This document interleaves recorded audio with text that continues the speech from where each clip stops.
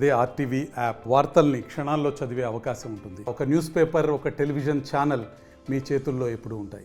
నమస్తే, welcome to RTV అన్సెన్సార్డ్. ఈరోజు RTV అన్సెన్సార్డ్కి నేను వెల్కమ్ చెప్తున్నాను. లోక్సత్తా వ్యవస్థాపక అధ్యక్షుడు, మాజీ ఐఏఎస్ అధికారి జయప్రకాష్ నారాయణ గారు. జయప్రకాష్ నారాయణ గారు, వెల్కమ్ టు ఆర్టీవీ అన్సెన్సార్డ్. ప్రజలకు పరిమితులు లేని సేవ చేయాలి అనే ఉద్దేశంతో ఐఏఎస్ హోదాను తృణప్రాయంగా వదిలేసి ఆయన లోక్సత్తాను స్థాపించి రాజకీయాల్లోకి వచ్చారు. ఆ తర్వాత ఆయన ఎమ్మెల్యేగా కూడా ఎన్నికయ్యారు. రాజకీయాల్లో రావాల్సిన మార్పుల గురించి ప్రజల్లో విపరీతమైన చైతన్యం తీసుకుని రావడానికి, ఏ విధంగా సంస్కరణలను అమలు చేయాలి అనే విషయంపై కేంద్ర రాష్ట్ర ప్రభుత్వాలకు ఎన్నో సూచనలు కూడా చేశారు ఆయన. అంతేకాదు, విద్య వైద్యానికి విపరీతమైనటువంటి ప్రయారిటీ ఇవ్వాలి అని కోరుకుంటారు. సమాజంలో ఇంకా రావాల్సిన మార్పులు ఎన్నో ఉన్నాయని ఇప్పటికైనా చెప్తూనే ఉంటారు. సాధారణ ప్రజల దగ్గర నుంచి పాలకుల వరకు ఆయన ఎన్నో సూచనలు చేస్తారు సమాజంలో రావాల్సిన మార్పుల గురించి. జయప్రకాష్ నారాయణ గారు, ఇప్పుడు మనం ఎన్నికల ముంగిట ఉన్నాం. సో ఈ నేపథ్యంలో మన తెలుగు రాష్ట్రాలతో పాటు జాతీయ రాజకీయాలు ఏ విధంగా ఉన్నాయి, ఏ మేర మనం డెవలప్మెంట్ చెందాం, ఏ పార్టీలు మనకి ఏం చేస్తాయి, ఇవన్నీ కూడా మనం మాట్లాడదాం జయప్రకాష్ నారాయణ గారితో. జయప్రకాష్ నారాయణ గారు, ఒక క్వశ్చన్ నేను ఫస్ట్ మీ గురించే అడగాలని అనుకుంటున్నాను. అడగండి. జయప్రకాష్ నారాయణ గారు ఐఏఎస్ పదవిని అలా తృణప్రాయంగా వదిలేశారు. పరిమితులు లేని సేవ చేయాలి రాజకీయాల్లో అని. సో రాజకీయాల్లోకి వచ్చారు. రాజకీయాల్లో స్వార్థం లేకుండా సేవ చేయలేము అనే విషయాన్ని గ్రహించే పోటీలకు దూరంగా ఉంటున్నారా? మొట్టమొదటి రోహిత్ రాజకీయాల్లోకి ఐఏఎస్ నుంచి రాలా. 96లో రాజీనామా చేస్తే రాజకీయ పార్టీ పెట్టింది 2006లో. 2006 లోపలే ఒక 3 రాజ్యాంగ సవరణలు తీసుకొచ్చాం, 4-5 చట్టాలు తీసుకొచ్చాం, దేశంలో చాలా మార్పులు నాంది పలికాం. కానీ ఎన్ని చేసినా కూడా మౌలికమైన రాజకీయ మార్పుకి మన పార్టీలు సిద్ధంగా లేవు. కాబట్టి ప్రజల్లో ఎంతో కొంత చైతన్యాన్ని చూపెట్టి యువత ఉన్నారు, చదువుకుంటున్న వాళ్ళు, ఆదాయాలు పెరుగుతున్నాయి, ఆర్థిక వ్యవస్థ పెరుగుతోంది, అక్షరజ్ఞానం పెరుగుతోంది. కాబట్టి యువతలో ఉన్న ఆదర్శాన్ని ఒక అవకాశంగా తీసుకుని కనీసం కొంత శాతం ఓట్లు మలచగలిగినట్టయితే, ఒక 10% ఓట్లు కనుక చూపెట్టగలిగితే, ప్రజలు ఈ మార్పును కోరుకుంటున్నారు, తాయిలాలు కాదు, కులం మతం ప్రాంతం కాదు, ఓట్ల కోసం డబ్బు కాదు అని చెప్పని రుజువు అయినట్టయితే అప్పుడు పార్టీలు అంతా కదులుతాయి. అందుకోసం రాజకీయ పార్టీని చాలా 10-15 ఏళ్ల తర్వాత పెట్టాం. ఖచ్చితంగా ఏ లక్ష్యాలకు పెట్టామో ఆ లక్ష్యాల కోసం పోరాడాము. ఇవాళ గ్యారంటీలు అనే మాట మాట్లాడుతున్నారు. గ్యారంటీలు అనే మాట మొట్టమొదటి రాజకీయాలు తీసుకొచ్చింది లోక్సత్తా. 50 గ్యారంటీలు అని చెప్పని ఒక పుస్తకంలో నిర్దిష్టమైనటువంటి గ్యారంటీలు తీసుకొచ్చాం. ఇట్లాగా ఓ కొత్త వరవడికి శ్రీకారం చుట్టాం. ఎన్నికల్లో ఒక్క ఓటుకి ₹1 కొన్నామని చెప్పి ఒక్కటి కూడా అనలేదు. మరి ₹1 కూడా కొనకుండా తెలుగు రాష్ట్రాల్లోనే కాదు, బహుశా కేరళ మినహాయిస్తే దక్షిణాది రాష్ట్రాల్లో గత 30 ఏళ్లలో ₹4 లక్షల ఖర్చుతో ప్రజలు నెగ్గించినటువంటి ఏకైక వ్యక్తిని నేను. కానీ ఏమవుతుందంటే 10% ఓట్లు కనీసం లేకపోతే ఒక రాష్ట్రంలో మనం ప్రభావాన్ని, మనం ఏ లక్ష్యంతో కోరుతున్నామో ఆ ప్రభావాన్ని చూపెట్టాం. 4 ఎమ్మెల్యేల కోసం మనం పోరాటాల 10% ఓట్లు వస్తే మీకేం సీట్లు రావు, నాకు తెలుసు ఆ సంగతి ఎన్నికల వ్యవస్థ. కానీ 10% మంది ప్రజలు ఎందుకు కోరుకుంటున్నారు అని అంటే ఈ పార్టీల మీద ఒత్తిడి వస్తుంది. విధిగా మార్పు కోసం నాంది పలకడం సాధ్యమవుతుంది. 10% లేవు. హైదరాబాద్ నగరంలో 8-10% ఓట్లు ఉన్నాయి. అవి కూడా కాలక్రమేణా తగ్గుతాయి. ఎందుకంటే ఓటేస్తే ఉపయోగం లేదు, ఎన్నిక కారు అనుకుంటే ఓటు కూడా వేయడం మానేస్తారు. గ్రామ ప్రాంతాల్లో 1% మాత్రమే ఓటున్నారు. పట్టణాల్లో 2-3-4% మిగతా అట్లా. ఇది చాలదు. ఇది లేనప్పుడు మీరు ఈ డబ్బులు, తెలుగు రాష్ట్రాల డబ్బులు పంపిణీ మనకు తెలుసు కదా, ఎమ్మెల్యే పోటీకి ఎంత ఖర్చు పెడుతున్నారో తెలుసు మనకి. తాయిలాలు నేను పూర్తిగా వ్యతిరేకం. ప్రజల డబ్బుతో ప్రజలకు కావాల్సిన ఉమ్మడి సౌకర్యాల కోసం ఉండాలి. తాయిలాలు వేస్తూ ఉన్న పరిపాలన అంటే అది దేశాన్ని నాశనం చేయటమే. అది కులం మతం రాజకీయంలో వాడడం కంటే దుర్మార్గం ఇంకోవట్లేదు. కాబట్టి ఇలాంటి రాజకీయంలో మనం అనుకున్నది నగ్గడానికి అవకాశం కనిపించట్లేదు. అందుకే జయప్రకాష్ నారాయణ గారు, మేము ఎప్పుడు రెగ్యులర్గా ఎడిటర్స్ని పెడుతుంటుంటాం అన్సెన్సార్లో మీరు ఇంటరాక్ట్ అవ్వడానికి చేస్తాం. కానీ ఈసారి విద్యార్థులను పెట్టాం మీతో ఇంటరాక్ట్ అవ్వడం కోసం. సో విద్యార్థులు కూడా మనతో ఉన్నారు. ఓకే జయప్రకాష్ నారాయణ గారు, ఎందుకు మీ ఆశయాలను ఆ స్థాయిలో ప్రజలు అర్థం చేసుకోలేదని అనుకుంటున్నారు? లేదు, ప్రజలు అర్థం చేసుకోవాలన్నమాట కాదని చెప్పాల్సింది. ఒకటి, మనం అర్థం చేసేట్టు చేయలేకపోయినాం. మన లోపాన్ని మనం ఇప్పుడు గొప్ప నాయకత్వం అంటే ప్రజల తాయిలకు అలవాటు పడిపోయారా, లేకపోతే ఆ పాలకుల అలవాటు? మనం ఆ మాట అంటే మనం ఏంటంటే బాధితుల్ని నేరస్తులుగా చిత్రించడం అవుతాం. మీరు ఒక అన్యాయానికి గురైతే అన్యాయానికి గురైన వాళ్ళని పట్టుకుని నీ తప్పు అని చెప్పంటే ఎంత అన్యాయం అది? ఈ దేశంలో అన్యాయానికి గురవుతున్న వాళ్ళు ఎవరు? ఈ దేశ ప్రజలు, సామాన్య ప్రజలు, ఓటు వేసేవాళ్ళు, పన్ను కట్టేవాళ్ళు. ఎవరు నష్టపోతున్నారో వాళ్ళని వేలెత్తి చూపెట్టి నీ వల్ల దేశం ఎట్లా ఉందని చెప్పంటే అంతకంటే అన్యాయం ఇంకోటి ఉందా? కాబట్టి వైఫల్యం ప్రజలది కాదు. ప్రజలు విధిలేని పరిస్థితుల్లో కొన్నిటి లొగ్గాల్సి వస్తుంది. డబ్బు తీసుకుంటున్నారు నిజమే, ఓట్ల కోసం డబ్బులు చాలామంది తీసుకుంటున్నారు. తెలుగు రాష్ట్రాల్లో డబ్బులు పంపిణీ లేకుండా ఓటు అనేది ఏదైతే మనందరికీ తెలుసు. కానీ ఎందుకని? చచ్చినోడి పెళ్లికి వచ్చిందా కట్నం అని. చచ్చినోడి పెళ్లి చేసింది ఎవరు? ప్రజల పాలకులు. ఇది చచ్చినోడి పెళ్లి కాదు, దీనివల్ల వేసే ఓటు వల్ల ఖచ్చితంగా ఈ మార్పులు మాకు కనిపిస్తాయని అర్థమయ్యేట్టుగా చేశారనుకోండి, ఈ ప్రజలకు డబ్బులు అవసరం ఉండేది కాదు. అలాంటి మార్పు సమాజంలో కనిపించట్లేదంటారా? నువ్వు కాలక్రమేణా కనిపిస్తుంది. ఎందుకంటే ప్రజాస్వామ్యం అన్నది అంత తేలికైన విషయం కాదు. రోహిత్, ఒకసారి మీరు ఆలోచించండి, మీ కుటుంబం నా కుటుంబం ఆలోచించండి. మన కుటుంబాల్లో 3-4 ఉంటారు, అంతే కదా. జంజు సంబంధం ఉంది, ప్రేమానుబంధాలు ఉన్నాయి, ఒకళ్ళొకళ్ళు కష్టసుఖాలు మనకు అవసరము. అయినా కూడా మనలో పొరపచ్చాలు ఉంటాయి ఉండవా?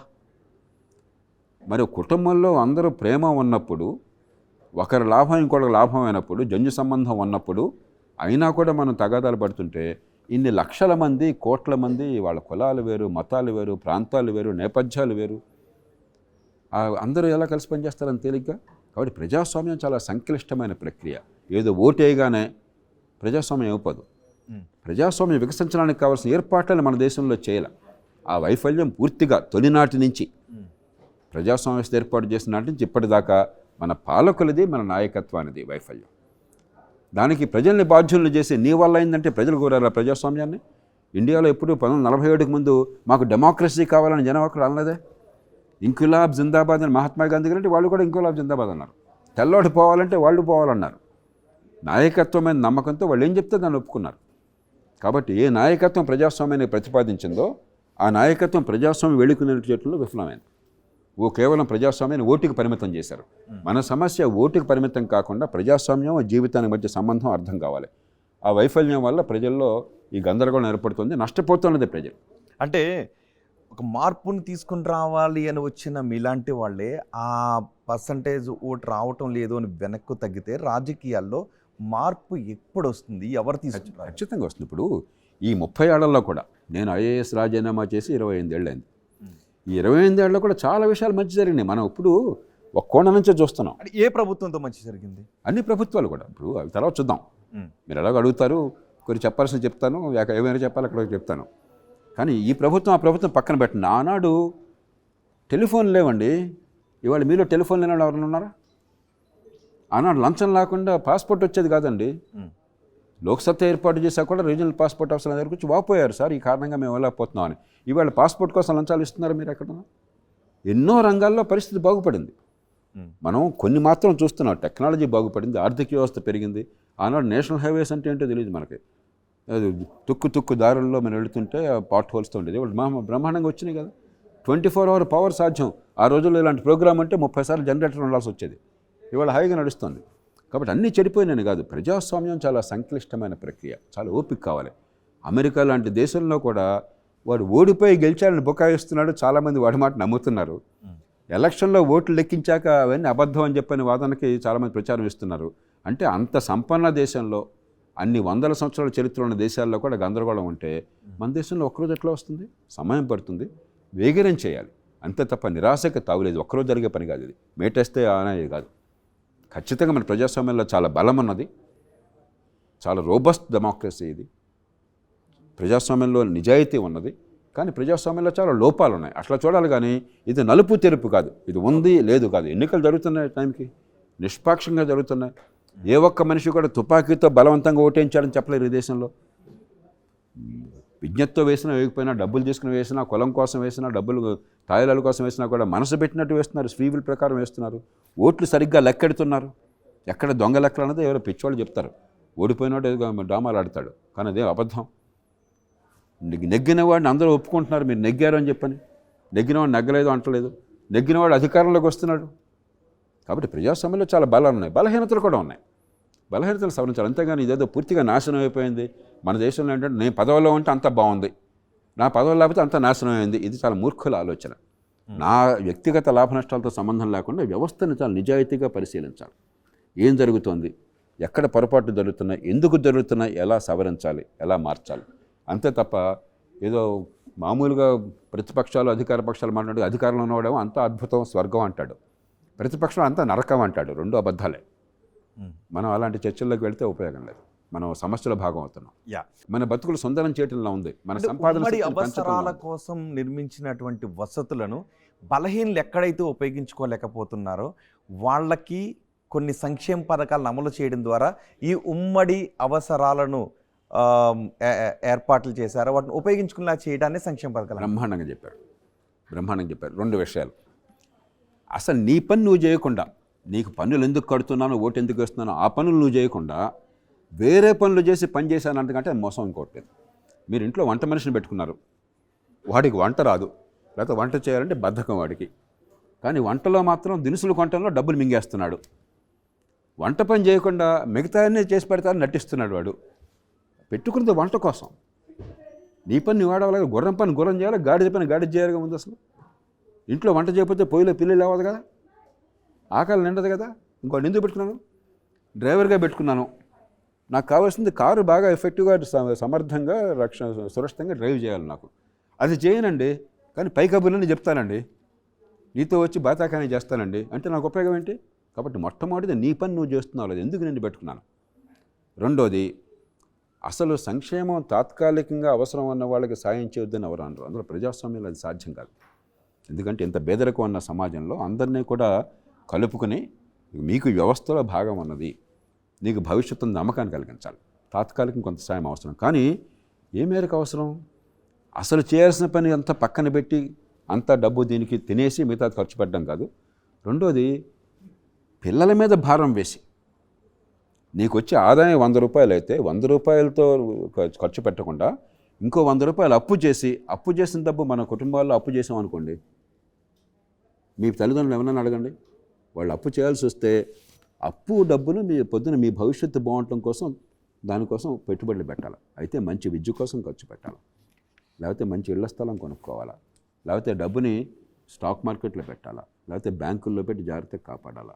ఏదో రకంగా రేపు పొద్దున మీ సంపాదన శక్తి పెరగాల, మీకు అసెట్స్ రావాలా.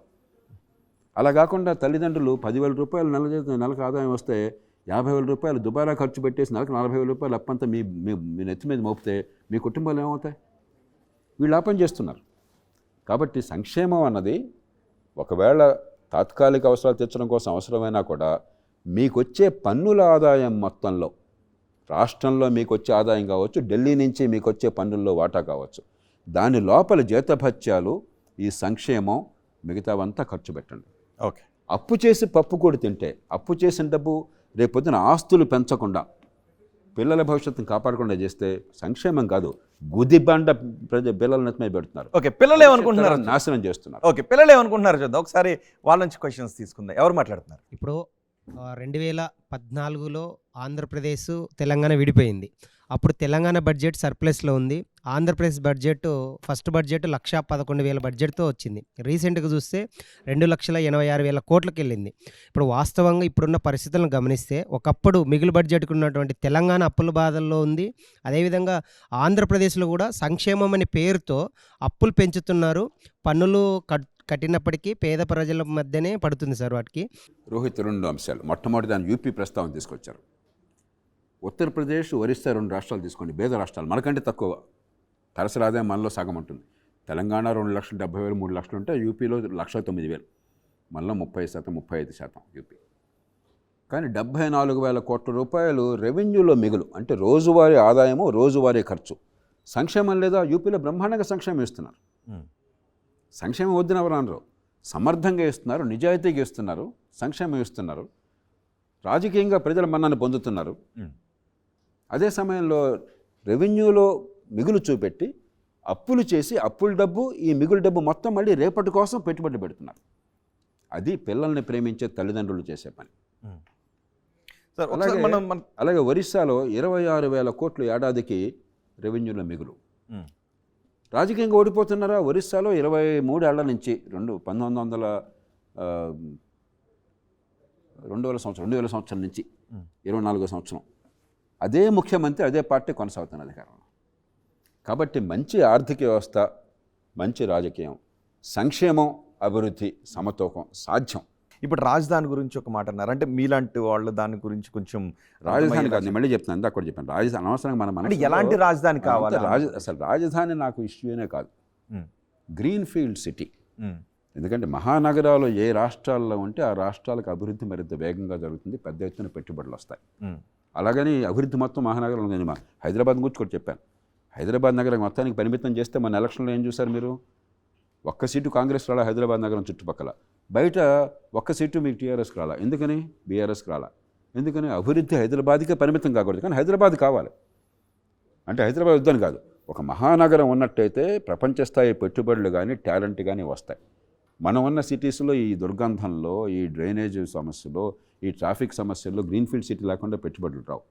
కానీ అది అధికార కేంద్రానికి చిహ్నం కాకూడదు. మన మనసుల్లో అధికారము, ఆర్థిక వ్యవస్థ, సంస్కృతి, విద్య, ఆరోగ్యం అన్నీ ఒక్కచోట ఉండాలి. మిగతా వాళ్ళంతా బెకార్లు కావాలా. నేను దానికి వ్యతిరేకం. ఒక గ్రీన్ఫీల్డ్ సిటీ అవసరం, దానికి గట్టి ఏర్పాట్లు జరిగినాయి. దాని మధ్యలో అర్థం అంటే ఇప్పుడు అధికార వికేంద్రీకరణ రాజధానిగా చూడాల్సిన అవసరం ఉంది. ఇక్కడ 2 పాయింట్లు ఉన్నాయి, అంటే మీరు కొంచెం వాటిని వివరంగా చెప్తే. డబ్బులే లేని చోట ఒక మహానగరాన్ని నిర్మించడం అసాధ్యమైన పరిస్థితుల్లో ఆల్రెడీ ఉన్నటువంటి నగరం, పోర్ట్ సిటీ, అభివృద్ధికి ఆస్కారం ఉన్న చోట పెడుతున్నానని చెప్తున్నారు. 2 అధికార వికేంద్రీకరణ కూడా దీని ద్వారా జరుగుతుందని అంటున్నారు. ఏ విధంగా చూడాలి దాన్ని? విశాఖపట్నంలో నేను నిర్వహించని పదవులు లేవు. వీళ్ళల్లో చాలామంది పుట్టక మునుపు, వీళ్ళు పుట్టలో అదే పుడితే ఇంత పసిపాపలు ఉంటారు. విశాఖ నాకు చాలా ప్రేమాస్పదమైన నగరం. 8,000 మంది యువతకి దేశ చరిత్రలో మొట్టమొదటిసారిగా విశాఖ స్టీల్ ప్లాంట్ నిర్వాసిత కుటుంబాలకి శాశ్వత ప్రాతిపదికన ఉపాధి కల్పించే దేశంలో ఇంకెక్కడ జరగలేదు, అప్పటికిప్పుడు జరగదు. ఆ నగర భవిష్యత్తుకి పునాదులు వేసిన వాళ్ళని నేను ఒకడిని. కాబట్టి ఆ నగరం బాగుపడితే నాకంటే సంతోషించే వాళ్ళు ఎవరో ఉంటారు. కానీ తొగ్లక్కలాగా ఒకరోజు రాజధాని ఇది కాదు, మళ్ళీ ఇది, ఇంకోటి ఇది. ఏది తొగ్లక్క ప్రభుత్వం అంటే? తొగ్లక్ ఎందుకని? తొగ్లక్ గురించి చరిత్రలో మంచిగా అయిపోయింది అనుకుంటారు మీరు. ఆ పేరు మీకు చరిత్ర ఏం తెలియకపోయినా కూడా ఆయన పేరు మాట్లాడితే అర్థం ఏంటి? తలతెక్క పరిపాలన అని. ఒకరోజు రాజధాని ఇది కాదు, మళ్ళీ ఇది తర్వాత. పోనీ 5 ఏళ్లలో వైజాగ్ ఏమైనా చేశారు? మిగతా రాజధానులు అనుకోండి, మీరు ఏమైనా చేశారా? పోలవరం కట్టారా? బ్రహ్మాండంగా నడుస్తుంది పోలవరం. ఇంకో ఏడాదిలో ఫేజ్ 1 అయిపోతుందని ఆశపడ్డాను. మొదట్లో ఒక ఆలస్యమైంది, ఆలస్యమైతే విమర్శించినవాడిని నేను. తర్వాత వేగంగా జరిగితే సమర్థించినవాడిని నేను, మెచ్చుకున్నవాడిని నేను. కాబట్టి మాటలు కాదు కావాల్సింది, మన కళ్ళ ముందు సాక్ష్యాలు. వాడి కులం ఏమిటి, మతం ఏమిటి, పార్టీ ఏమిటి, ప్రాంతం ఏమిటి నాకు అనవసరం. నా గురించి తెలిసిన వాళ్ళందరికీ ఈ విషయం తెలుసు కదా. తెలంగాణ కావచ్చు, ఆంధ్ర కావచ్చు, ఇవాళ శ్రీకాకుళం జిల్లాలో ఇచ్చాపురం దగ్గర నుంచి మీకు తమిళనాడు బార్డర్లో తడదాకా, లేకపోతే కర్ణాటక బార్డర్లో హిందూపురం దాకా, లేకపోతే కర్ణాటక బార్డర్లో మహబూబ్నగర్ దాకా, మహారాష్ట్ర బార్డర్లో ఆదిలాబాద్ దాకా, తెలుగు నేల మీద అబద్ధాలు ఆడకుండా మాట్లాడతాడు అన్ని ప్రాంతాల్లో గౌరవించేవాళ్ళు ఎవరినో అంటే నేను ఒక్కడిని ఉంటాను. మిగతా వాళ్ళందరూ ఈ ఊళ్ళో మాట, ఆ ఊళ్ళో మాట, ఈ పార్టీలో మాట. కాబట్టి నాకు రాగద్వేషాలు లేవు. పోటీ రాజకీయాల నుంచి అందుకే తప్పుకున్నారు.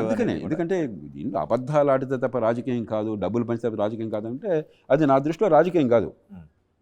నిజమైన రాజకీయం యువత తీసుకొస్తారు, ఒక 5 ఏళ్ళకో 10 ఏళ్ళకో 15 ఏళ్ళకో తీసుకొస్తారు, వచ్చే తరం బాగుపడుతుంది. మరో క్వశ్చన్ యువత నుంచి దగ్గర నుంచే తీసుకుందా, ఎవరు మాట్లాడుతున్నారు?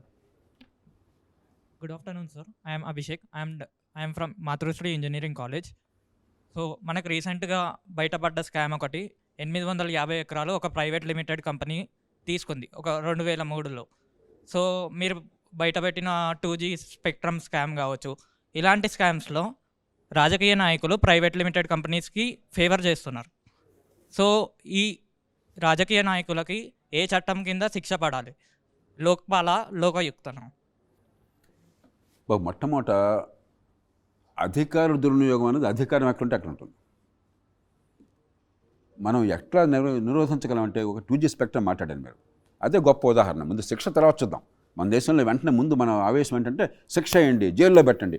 జైలు లేదు, పాడు లేదు. అరే ప్రధానమంత్రిని హత్య చేస్తే ఈ దేశంలో శిక్ష పడడానికి 18 ఏళ్ళు పట్టింది సోదరా. ప్రధానమంత్రిని చంపేస్తే ఈ కేసులో శిక్ష పడుతున్న నమ్మకం మీకుందా? నాకు లేదు. నిజాయితీగా మాట్లాడుకుందాం. ఈ రోజుల్లో శిక్ష అనేది లేదు, ప్రాసెస్సే శిక్ష. జైల్లో పెట్టా, అరెస్ట్ చేశా, బెయిల్ లేదు, అది శిక్ష. శిక్ష పడలా. 2G స్పెక్ట్రమ్ అంత జరిగితే అక్కడ దానిలో నేరారోపణ జరిగింది ఎవరి మీద? బాలు. ఇప్పుడు కూడా హాయిగా తిరుగుతున్నాడు. కొంతకాలం పాటు జైల్లో ఉన్నారు, బయటికి మళ్ళీ ఇలా ఊపితే దండలేసుకొచ్చారు, మళ్ళీ ఎన్నికయ్యారు, అలా కొనసాగుతున్నారు. అందుకే నేను ఆనాడు ఏం చేశాను, శిక్ష పడడం సంగతి తర్వాత అని డ్రామాలు ఆడుతున్నాము, రాజకీయంగా ఒకనాడు తిట్టుకుంటున్నారు అంతేను, కనీసం 2G స్పెక్ట్రంలో రేపటి నుంచి ఇలాంటి అవినీతి లేకుండా ఏర్పాటు చేయాలని చెప్పి దేశంలో మహామహులందరికీ ఫోన్లు చేశాం.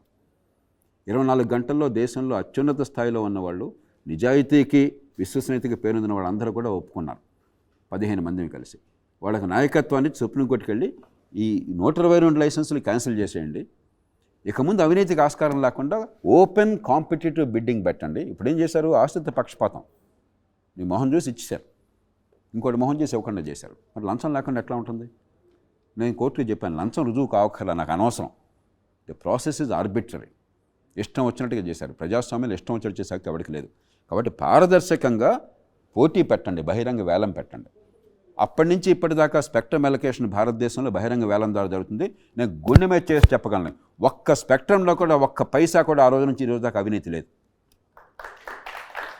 కాబట్టి మనం వ్యవస్థాగతంగా ముందు అవినీతి లేని ఏర్పాటు చేయడం ఎట్లాగా ఆలోచిద్దాం. వాడి మీద కస్తూ వాడిని జైల్లో పెడదాం, ఇండు కొడదాం, వాడి మీద రస్తారోకో చేద్దాం, రోడ్డు మేకలు గొడవలు చేద్దాం, మనం దీనిలో పడిపోతున్నాం. అప్పుడు లోక్పాల్ అని చెప్పని ఏదో ఆలోచన చేశారు, నేను కూడా సమర్థించాను. లోక్పాల్ చట్టం వచ్చిన చివరికి నా ప్రతిపాదనల నుంచే. ఇప్పుడు మన మిత్రులు అన్నా హజారే మిగతా వాళ్ళు ప్రతిపాదించింది మంచి ఉద్దేశం అయినా కూడా లోతైన ఆలోచన లేకుండా గోమాసు మరి బంట్రోత్ దగ్గర నుంచి ప్రధానమంత్రి దాకా ఒకే లోక్పాల్ చూస్తాడంటే బంట్రోత్ ప్రధానమంత్రిని ఒక్క మనిషి చూస్తే ఈ దేశంలో సాధ్యమా? 2 కోట్ల మంది పైగా ఉద్యోగులు ఉన్నారు. ఆ లోక్పాల్ పనికొస్తుందా? ఉన్నత స్థాయిలో ఉన్న వాళ్ళు అవినీతిని అడ్డుకోవడం కోసం, జవాబుదారితనం కోసం ఏర్పాటు చేస్తుంది. మనం ఏదో జనంలో ఏంటంటే పాపం ఆవేశపరులు ఈ ప్రజలకు విషయాలు అర్థం కావు, ఏదో గందరగోళం చేశారు జన లోక్పాలన పేరుతో. చాలా తప్పది. నేను మిమ్మల్ని ఒక క్వశ్చన్ అడగాలనుకుంటున్నాను. 2014 తర్వాత తెలంగాణ, ఆంధ్రప్రదేశ్ ఎవరి పరిపాలన వాళ్ళు సాగించుకుంటున్నారు? మీ దగ్గర నెంబర్స్ ఉన్నాయి, మార్క్స్ అడగాలని అనుకుంటున్నాను. 2014 నుంచి 19 వరకు ఆంధ్రప్రదేశ్లో పాలనకి మీరు ఎన్ని మార్కులు వేస్తారు? ఆంధ్రప్రదేశ్లో 2014 నుంచి 19 వరకు ఆంధ్రప్రదేశ్ పాలనకి మీ దగ్గర ఏ నెంబర్స్ ఉన్నాయి, కార్డ్స్ ఉన్నాయి? ఒక కార్డు చూపెట్టమంటారా? ఓకే, చాయిసెస్ ఇవా? 5 హైయెస్టా? ఎస్. ఓకే, పాయింట్లు ఉండవా దీనిలో? మధ్యలో దశాంశాలు ఉండవా? లేదు, 1 నుంచి 5 మార్కుల్లో మీరు 2014 నుంచి 19 వరకు ఆంధ్రప్రదేశ్ పాలనకి ఎన్ని మార్కులు వేస్తారు? 3 మార్కులు. ఎందుకు?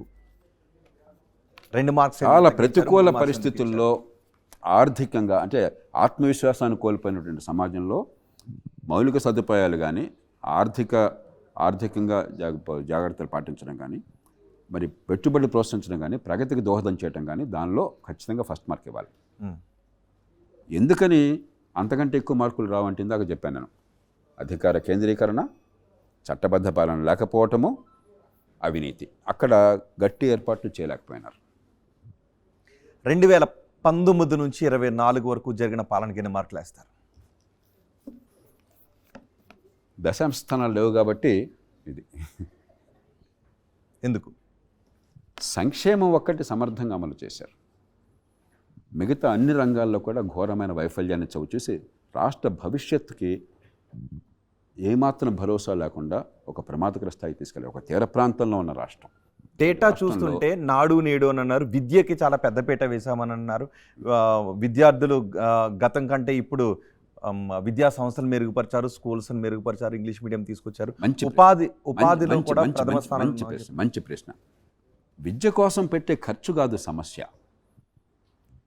ఆంధ్రప్రదేశ్లో ఒక్కొక్క బిడ్డ మీద స్కూల్ విద్య కోసం 90,000 రూపాయల పైన ఖర్చు అవుతుంది. అంటే ప్రైవేట్ స్కూళ్ళల్లో మీరు అంతకంటే ఫీజు కట్టాల మీ తల్లిదండ్రులు 190 కేసుల్లో. అట్లాగే తెలంగాణలో 80,000 రూపాయల పైన ఖర్చు అవుతుంది, 25,000 కోట్లు ఖర్చు అవుతుంది తెలంగాణలో. ఇంకొంచెం ఎక్కువ పెట్టామంటారు, మంచిదే, నేను కాదంటలా. కానీ విద్య నుంచి ఆశించేది ఏమిటి? మేధస్సు ఏ మేరకు వికసించింది అని చెప్పాను. ఈవేళ ఆంధ్రప్రదేశ్ కానీ తెలంగాణ కానీ కొంచెం తేడాలు ఉన్నాయి, కానీ పెద్ద తేడాలు లేవు. 14-18 సంవత్సరాల వయసు మధ్య, 14-18 వయసు మధ్య ఈ గడియారం చూసి టైం చెప్పంటే, ఇప్పుడు నా గడియారంలో మధ్యాహ్నం 2:45 అయింది. 14-18 ఏళ్ల వయసు మధ్య 100కి 40-45 మంది ఆంధ్రప్రదేశ్లో గ్రామీణ ప్రాంతాల్లో, 100కి 50 మంది తెలంగాణలో 2:45 అని చెప్పలేకపోతున్నారు 21వ శతాబ్దంలో. ఆ విద్య బాగుందా? ఏ రాష్ట్రంలో అయినా సరే ఒక రాష్ట్రంలో బాగుంది, ఇంకో రాష్ట్రంలో బాగోలేదని అంటలా. అంటే మీరు ఎన్ని బిల్డింగ్లు కట్టారు కాదు నాకు ప్రమాణం, ఎంత ఖర్చు చేశారు కాదు. మ్. విద్య బిడ్డల మేధస్సు వికసించడం కోసం, సమాజంలో పనికొచ్చే పౌరులుగా తయారు చేయడం కోసం, వాళ్ళ నైపుణ్యాన్ని పెంచడం కోసం, వాళ్ళ ఆత్మవిశ్వాసాన్ని నింపడం కోసం, ఆర్థిక వ్యవస్థలో భాగస్వాములను చేయడం కోసం అక్కడ అన్ని రాష్ట్రాలు విఫలమైనాయి.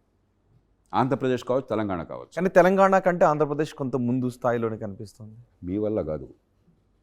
ఇప్పుడు తెల్లవాడి ఇక్కడ నిజాం పాలన ఉండగా అక్కడ తెల్లవాడి పాలన ఉంది. అట్లాగే స్వతంత్రం వచ్చాక కూడా గ్రామీణ ప్రాంతాల్లో ఎన్టీ రామారావు గారు వచ్చేదాకా అసలు పాఠశాలలు కూడా ఇక్కడ తెలంగాణలో పెద్దగా ఏర్పాట్లు లేవు. క్రమక్రమంగా ఒక స్థాయిలో పెరిగింది. కాబట్టి ఆ తేడా కొంత కనిపిస్తుంది. ఆ తేడా క్రమక్రమంగా తగ్గిపోతుంది. అందువల్ల వచ్చింది తప్ప, అరే ఆంధ్రప్రదేశ్ నుంచి కొన్ని లక్షల మంది 30-40 ఏళ్ళు 50 ఏళ్ల క్రితం అమెరికా పోయిన వాళ్ళు ఉన్నారు, అత్యున్నత స్థాయిలో వికసించిన వాళ్ళు ఉన్నారు. అంతా నా గొప్ప అనుకుంటే ఎట్లాగా? ఓకే, తెలంగాణలో విద్యకు ఆంధ్రప్రదేశ్ ఇది రాజకీయపరమైన క్వశ్చన్ ఉన్నారు, అనుకోవచ్చు. అంతా ఇవాళ నా గొప్ప అనుకుంటే ఎట్లాగా? ఓకే. ఈ సమాజంలో కాళోజీ నారాయణరావు మీ వాళ్ళు వచ్చాడా? లేకపోతే మరి బమ్మెరపోతన మీ వాళ్ళు వచ్చాడా? మీ వల్ల ఆ పేరు కూడా లేకుండా పోతుంది. ఆమ్ ఆద్మీ పార్టీ అని ఢిల్లీలో వచ్చింది, విద్యా వైద్యం మీద వచ్చింది. ఒక ఎగ్జాంపుల్ ఏంది అంటే, ఒక దగ్గర 333 స్టూడెంట్స్ ఒక్కటే విద్యా సంవత్సరంలో ప్రభుత్వ పాఠశాలలో చదువుకున్న వాళ్ళు ఐఐటీజీకి సెలెక్ట్ అయినారు. చాలామంది ఆటోలు వెళ్తుంటే అడిగిన, చాలామంది ఆటో వాళ్ళు, రిక్షా వాళ్ళు, పేద తల్లిదండ్రులు ప్రైవేట్ స్కూళ్ళ నుంచి తీసేసి గవర్నమెంట్ స్కూళ్ళల్లో వేసిండ్రు. అట్లాంటి స్టాండర్డ్ సెట్ చేసిండు. దాన్ని మన తెలుగు రాష్ట్రాల్లో ఇంప్లిమెంట్ చేయడానికి ట్రై చేసిండు. ఇక్కడ మొహల్లా రాష్ట్రాల్లో కూడా దాని అమలు అనుసరించే ప్రయత్నం చేస్తారు. ట్రై చేసిండు. ఇప్పుడు మొహల్లా క్లినిక్స్ అంటే ఇక్కడ కేసీఆర్ గారు కొన్ని బస్తీ దవాఖానాలను తెచ్చిండ్రు. ఇప్పుడు మనం ఏపీ తీసుకున్నాం అనుకోండి, విలేజ్ క్లినిక్స్ అని ఒకటి తీసుకొచ్చినారు. నాకు ఒక సందేహం దాంట్లో ఏంటి అంటే, మీరు 2014-15లో హెల్త్ ఫర్ ఆల్ అని ఒక డాక్యుమెంట్ తయారు చేసి నేను అప్పట్లో చూసినాను. చాలా పెద్ద మూమెంట్ వచ్చింది దానికి. ఢిల్లీలో కూడా మీరు ఇచ్చారు, ఇక్కడ స్టేట్ గవర్నమెంట్స్ కూడా ఇచ్చే ప్రయత్నం చేశారు. దాంట్లో ఒక 2 ప్రధాన అంశాలు నాకు కనిపించినాయి. ఒకటేమో ప్రివెంటివ్ హెల్త్ కేర్. మీరు ఊకే మమ్స్ మీజల్లా ఒక వ్యాక్సిన్ గురించి మాట్లాడతారు, MMR వ్యాక్సిన్ అని. ప్రివెంటివ్ హెల్త్ కేర్ కొంత ఏపీలో కొంచెం విలేజ్ క్లినిక్స్ ద్వారా చేస్తున్నారని ఒక చెప్తున్నారు, అదొకటి. రెండోది ఫ్యామిలీ డాక్టర్స్ అనేది ఒక కాన్సెప్ట్. అది patent rights, copy rights, brand అంతా మీది. ఇప్పుడు భారతదేశంలో ఎవరు ఫ్యామిలీ డాక్టర్ కాన్సెప్ట్ ఫాలో అవుతలేరు. ఈ మధ్య వినిపిస్తున్నది, కొంచెం ఏపీలో వినిపిస్తున్నది. మరి దానికి మీదేమన్నా కాపీ కట్టినా సార్? ఫస్ట్ క్వశ్చన్ అది హెల్త్ కేర్లో. రెండోది ఎడ్యుకేషన్లో, ఇప్పుడు మనం కేరళ అంటే టాప్ ముందు నుంచి కూడా, ఢిల్లీ వరకు వెళ్ళినాం. ఈ మధ్యకాలంలో అంటే మీరు ఒక 20 ఏళ్ళ నుంచి హెల్త్ కేర్ ఎడ్యుకేషన్ అని చెప్తారు. వేరే దేశాల నుంచి కంపేర్ చేస్తున్నారు. ఒక్క ఇన్సిడెంట్ నాకు బాగా తగిలింది సార్, ఫ్రాంక్గా మాట్లాడు. సరే ఆయన ఏం పరిపాలన చేస్తుండే అదంతా నాకు తెలియదు, కానీ ఎడ్యుకేషన్లో నాడు నేడు అని ప్రోగ్రామ్ తను చెప్పారు, అద్భుతంగా కొత్త అది తీసుకొచ్చారు ఇన్ఫ్రాస్ట్రక్చర్. నేను తిరుపతికి వెళ్ళిన, ఒక ఆమె తీసుకొచ్చి ట్యాబ్ల అంటే టెక్నాలజీ వాడుతున్నారు, కొత్తగా వచ్చినాయి. ఒక్క ఇన్సిడెంట్ నెల్లూరులో మా తెలిసిన అతను సార్, ఆయనే గవర్నమెంట్ స్కూల్లో పనిచేస్తాడు. వాళ్ళ పిల్లోడిని ప్రైవేట్ స్కూల్లో చదివించేది వెంకటగిరిలో. ప్రైవేట్ స్కూల్ నుంచి తీసేసి ఈ మధ్యకాలంలో గవర్నమెంట్ స్కూల్లో వేసిండంట. నేను ఆశ్చర్యపోయినా, అసలు ఎట్లా సాధ్యము? అంటే మంచిగా ఉంటేనే కదా సార్. సో ఒకసారి మీరు ఏపీలో ఎడ్యుకేషను, కేరళలో ఎడ్యుకేషను, ఢిల్లీ ఎడ్యుకేషను, మన తెలంగాణలో ఎడ్యుకేషన్ సిస్టమ్, హెల్త్ కేర్ గురించి ఒకసారి. ఇది క్లుప్తంగా నేను మాట్లాడతాను. మామూలుగా ఏమవుతుందంటే, చాలా విచిత్రమైనది తెలుగు రాష్ట్రాల్లో, చాలా రాష్ట్రాలు జరుగుతుంది. అది ఏపీ, తెలంగాణ కూడా జరుగుతుంది. ప్రైమరీ స్కూల్కేమో నిరుపేదలు సైతం, రిక్షా కార్మికులు, తోపుడు బళ్ళ వాళ్ళు కూడా ప్రైమరీ స్కూల్కేమో ప్రైవేట్ స్కూల్కి పంపిస్తున్నారు. అవన్నీ పెద్ద హై ఎండ్ స్కూల్స్ కూడా కాదు. 5,000 ఏడాదికి, 10,000, 8,000, కొన్ని సందర్భాల్లో 3,000 అట్లాగా. ఏదో కొంతమంది ఒప్పుకున్నాడు 30,000, 40,000, 50,000 అలా కూడా చేస్తున్నారు. ట్యాక్సీ డ్రైవర్ 80,000 రూపాయలు ఖర్చు పెట్టిన నాకు తెలుసు.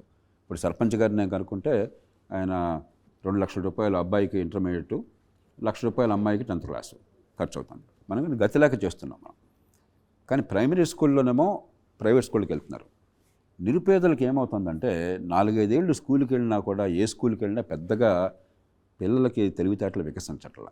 దానికి మీరు చదువు అక్కర్లా, తల్లిదండ్రులు చదువు లేకపోయినా ఇంగిత జ్ఞానంతో పిల్లలు కాస్త నేర్చుకుంటున్నారా లేదా అనేది అర్థమైపోతుంది. దాంతో ఎందుకు ఈ డబ్బు వేస్ట్ అని హై స్కూల్కి వచ్చేసరికి హై స్కూల్కి ఒక వాతావరణం ఉంటుంది. ప్రైమరీ స్కూల్ ఏమో విసినేట్లు ఉండి 10 మంది పిల్లలు ఉండి, ఒకటే టీచర్ ఉండి, అది 2 టీచర్లు ఉండి, వాళ్ళు వస్తాడో తెలియదు, వేరే క్లాస్ రూమ్స్ కూడా ఉండవు. కానీ హై స్కూల్ అనగానే ఒక వాతావరణం, క్లాస్ రూమ్స్, కానీ మౌలికమైన సదుపాయాలు కొంతమేరకు, 7-8 మంది టీచర్లు ఉంటారు. కాబట్టి అక్కడ పెడుతున్నారు. ఖర్చు పెద్దగా ఉండదు, వచ్చిందేదో వస్తుందని చెప్పాను. దాన్ని వీళ్ళ గొప్పతనంగా మనం భావించకూడదు. అందులో మౌలిక సదుపాయాలు మరింత అందంగా కనిపించినాయి అనుకోండి, ఇక్కడ బదులు ఎక్కడ పెడతామని వస్తారు. కానీ మనం చూడాల్సింది ఫైనల్గా ఏ మేరకు బుద్ధి వికసిస్తోంది. ప్రతి సంవత్సరం అసర్ సర్వేలు ఉన్నాయి, annual status of education report అని అంటారు. 2005లో ఈ దేశంలో మొట్టమొదటిసారిగా అసర్ రిపోర్ట్ని జాతీయ స్థాయిలో నేను విడుదల చేశాను. నేనును ఆనాటి ప్రణాళిక సంఘం ఉపాధ్యక్షుడు deputy chairman planning commission Montek Singh Ahluwalia మేమిద్దరం ఢిల్లీలో కాన్స్టిట్యూషన్ హౌస్లో విడుదల చేశాం. అక్కడి నుంచి ప్రతి సంవత్సరం నేను చెప్పిన నాకు అంకెలన్నీ కూడా ఆ సర్వేల నుంచి వచ్చినాయి. నా సొంతంగా బుర్ర నుంచి పుట్టిన అంకెలు కాదేవి, చాలా ప్రామాణికమైనటువంటి అంకెలు. అట్లాగే ప్రభుత్వమే చేసే సర్వేలు ఉన్నాయి, నేషనల్ అచీవ్మెంట్ సర్వే అంటారు, ప్రభుత్వం స్వయంగా చేస్తుంది. ఆ సర్వేల ప్రకారం ఉదాహరణకి 9వ తరగతిలో 125 మందికి 9వ తరగతి స్థాయి ప్రమాణాలు ఉన్నాయి, వాళ్ళే చెప్తున్నారు. ఎంతమంది పాస్ అయ్యారు? 196 మంది పాస్ అయ్యారు. అది వాళ్ళే చేసేది. ప్రభుత్వం చేసిన సర్వేలో 9వ తరగతి స్థాయిలో వాళ్ళకి తెలిసిన వాళ్ళు ఎంతమంది కనీస ప్రమాణాలు, గొప్ప ప్రమాణాలు చోట్ల వాళ్ళు 29% లేదా 25%. ఎంతమంది పాస్ అవుతున్నారు? 96%. అలాగే అంతర్జాతీయ సర్వేలు ఉన్నాయి, పీసా అని చెప్పి ఒకటి ఉన్నది, program for international students assessment. America కావచ్చు, బ్రిటన్ కావచ్చు, ఫ్రాన్స్ కావచ్చు, జపాన్ కావచ్చు, జర్మనీ కావచ్చు, సింగపూర్ కావచ్చు, కొరియా కావచ్చు, చైనా కావచ్చు, మనలాంటి దేశాలు ఎవరైనా దానిలో పాల్గొవచ్చు. మనం పాల్గొన్నాం కొన్నేళ్ల క్రితం. 74 దేశాలు పాల్గొన్నాయి. మనం ఎంతో తెలుసా?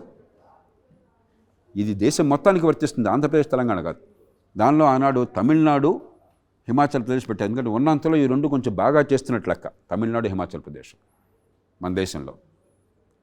మన స్థానం ఎంతో తెలుసా? 74 దేశాల్లో అడుగు నుంచి 2వ స్థానం, 73వ ర్యాంక్.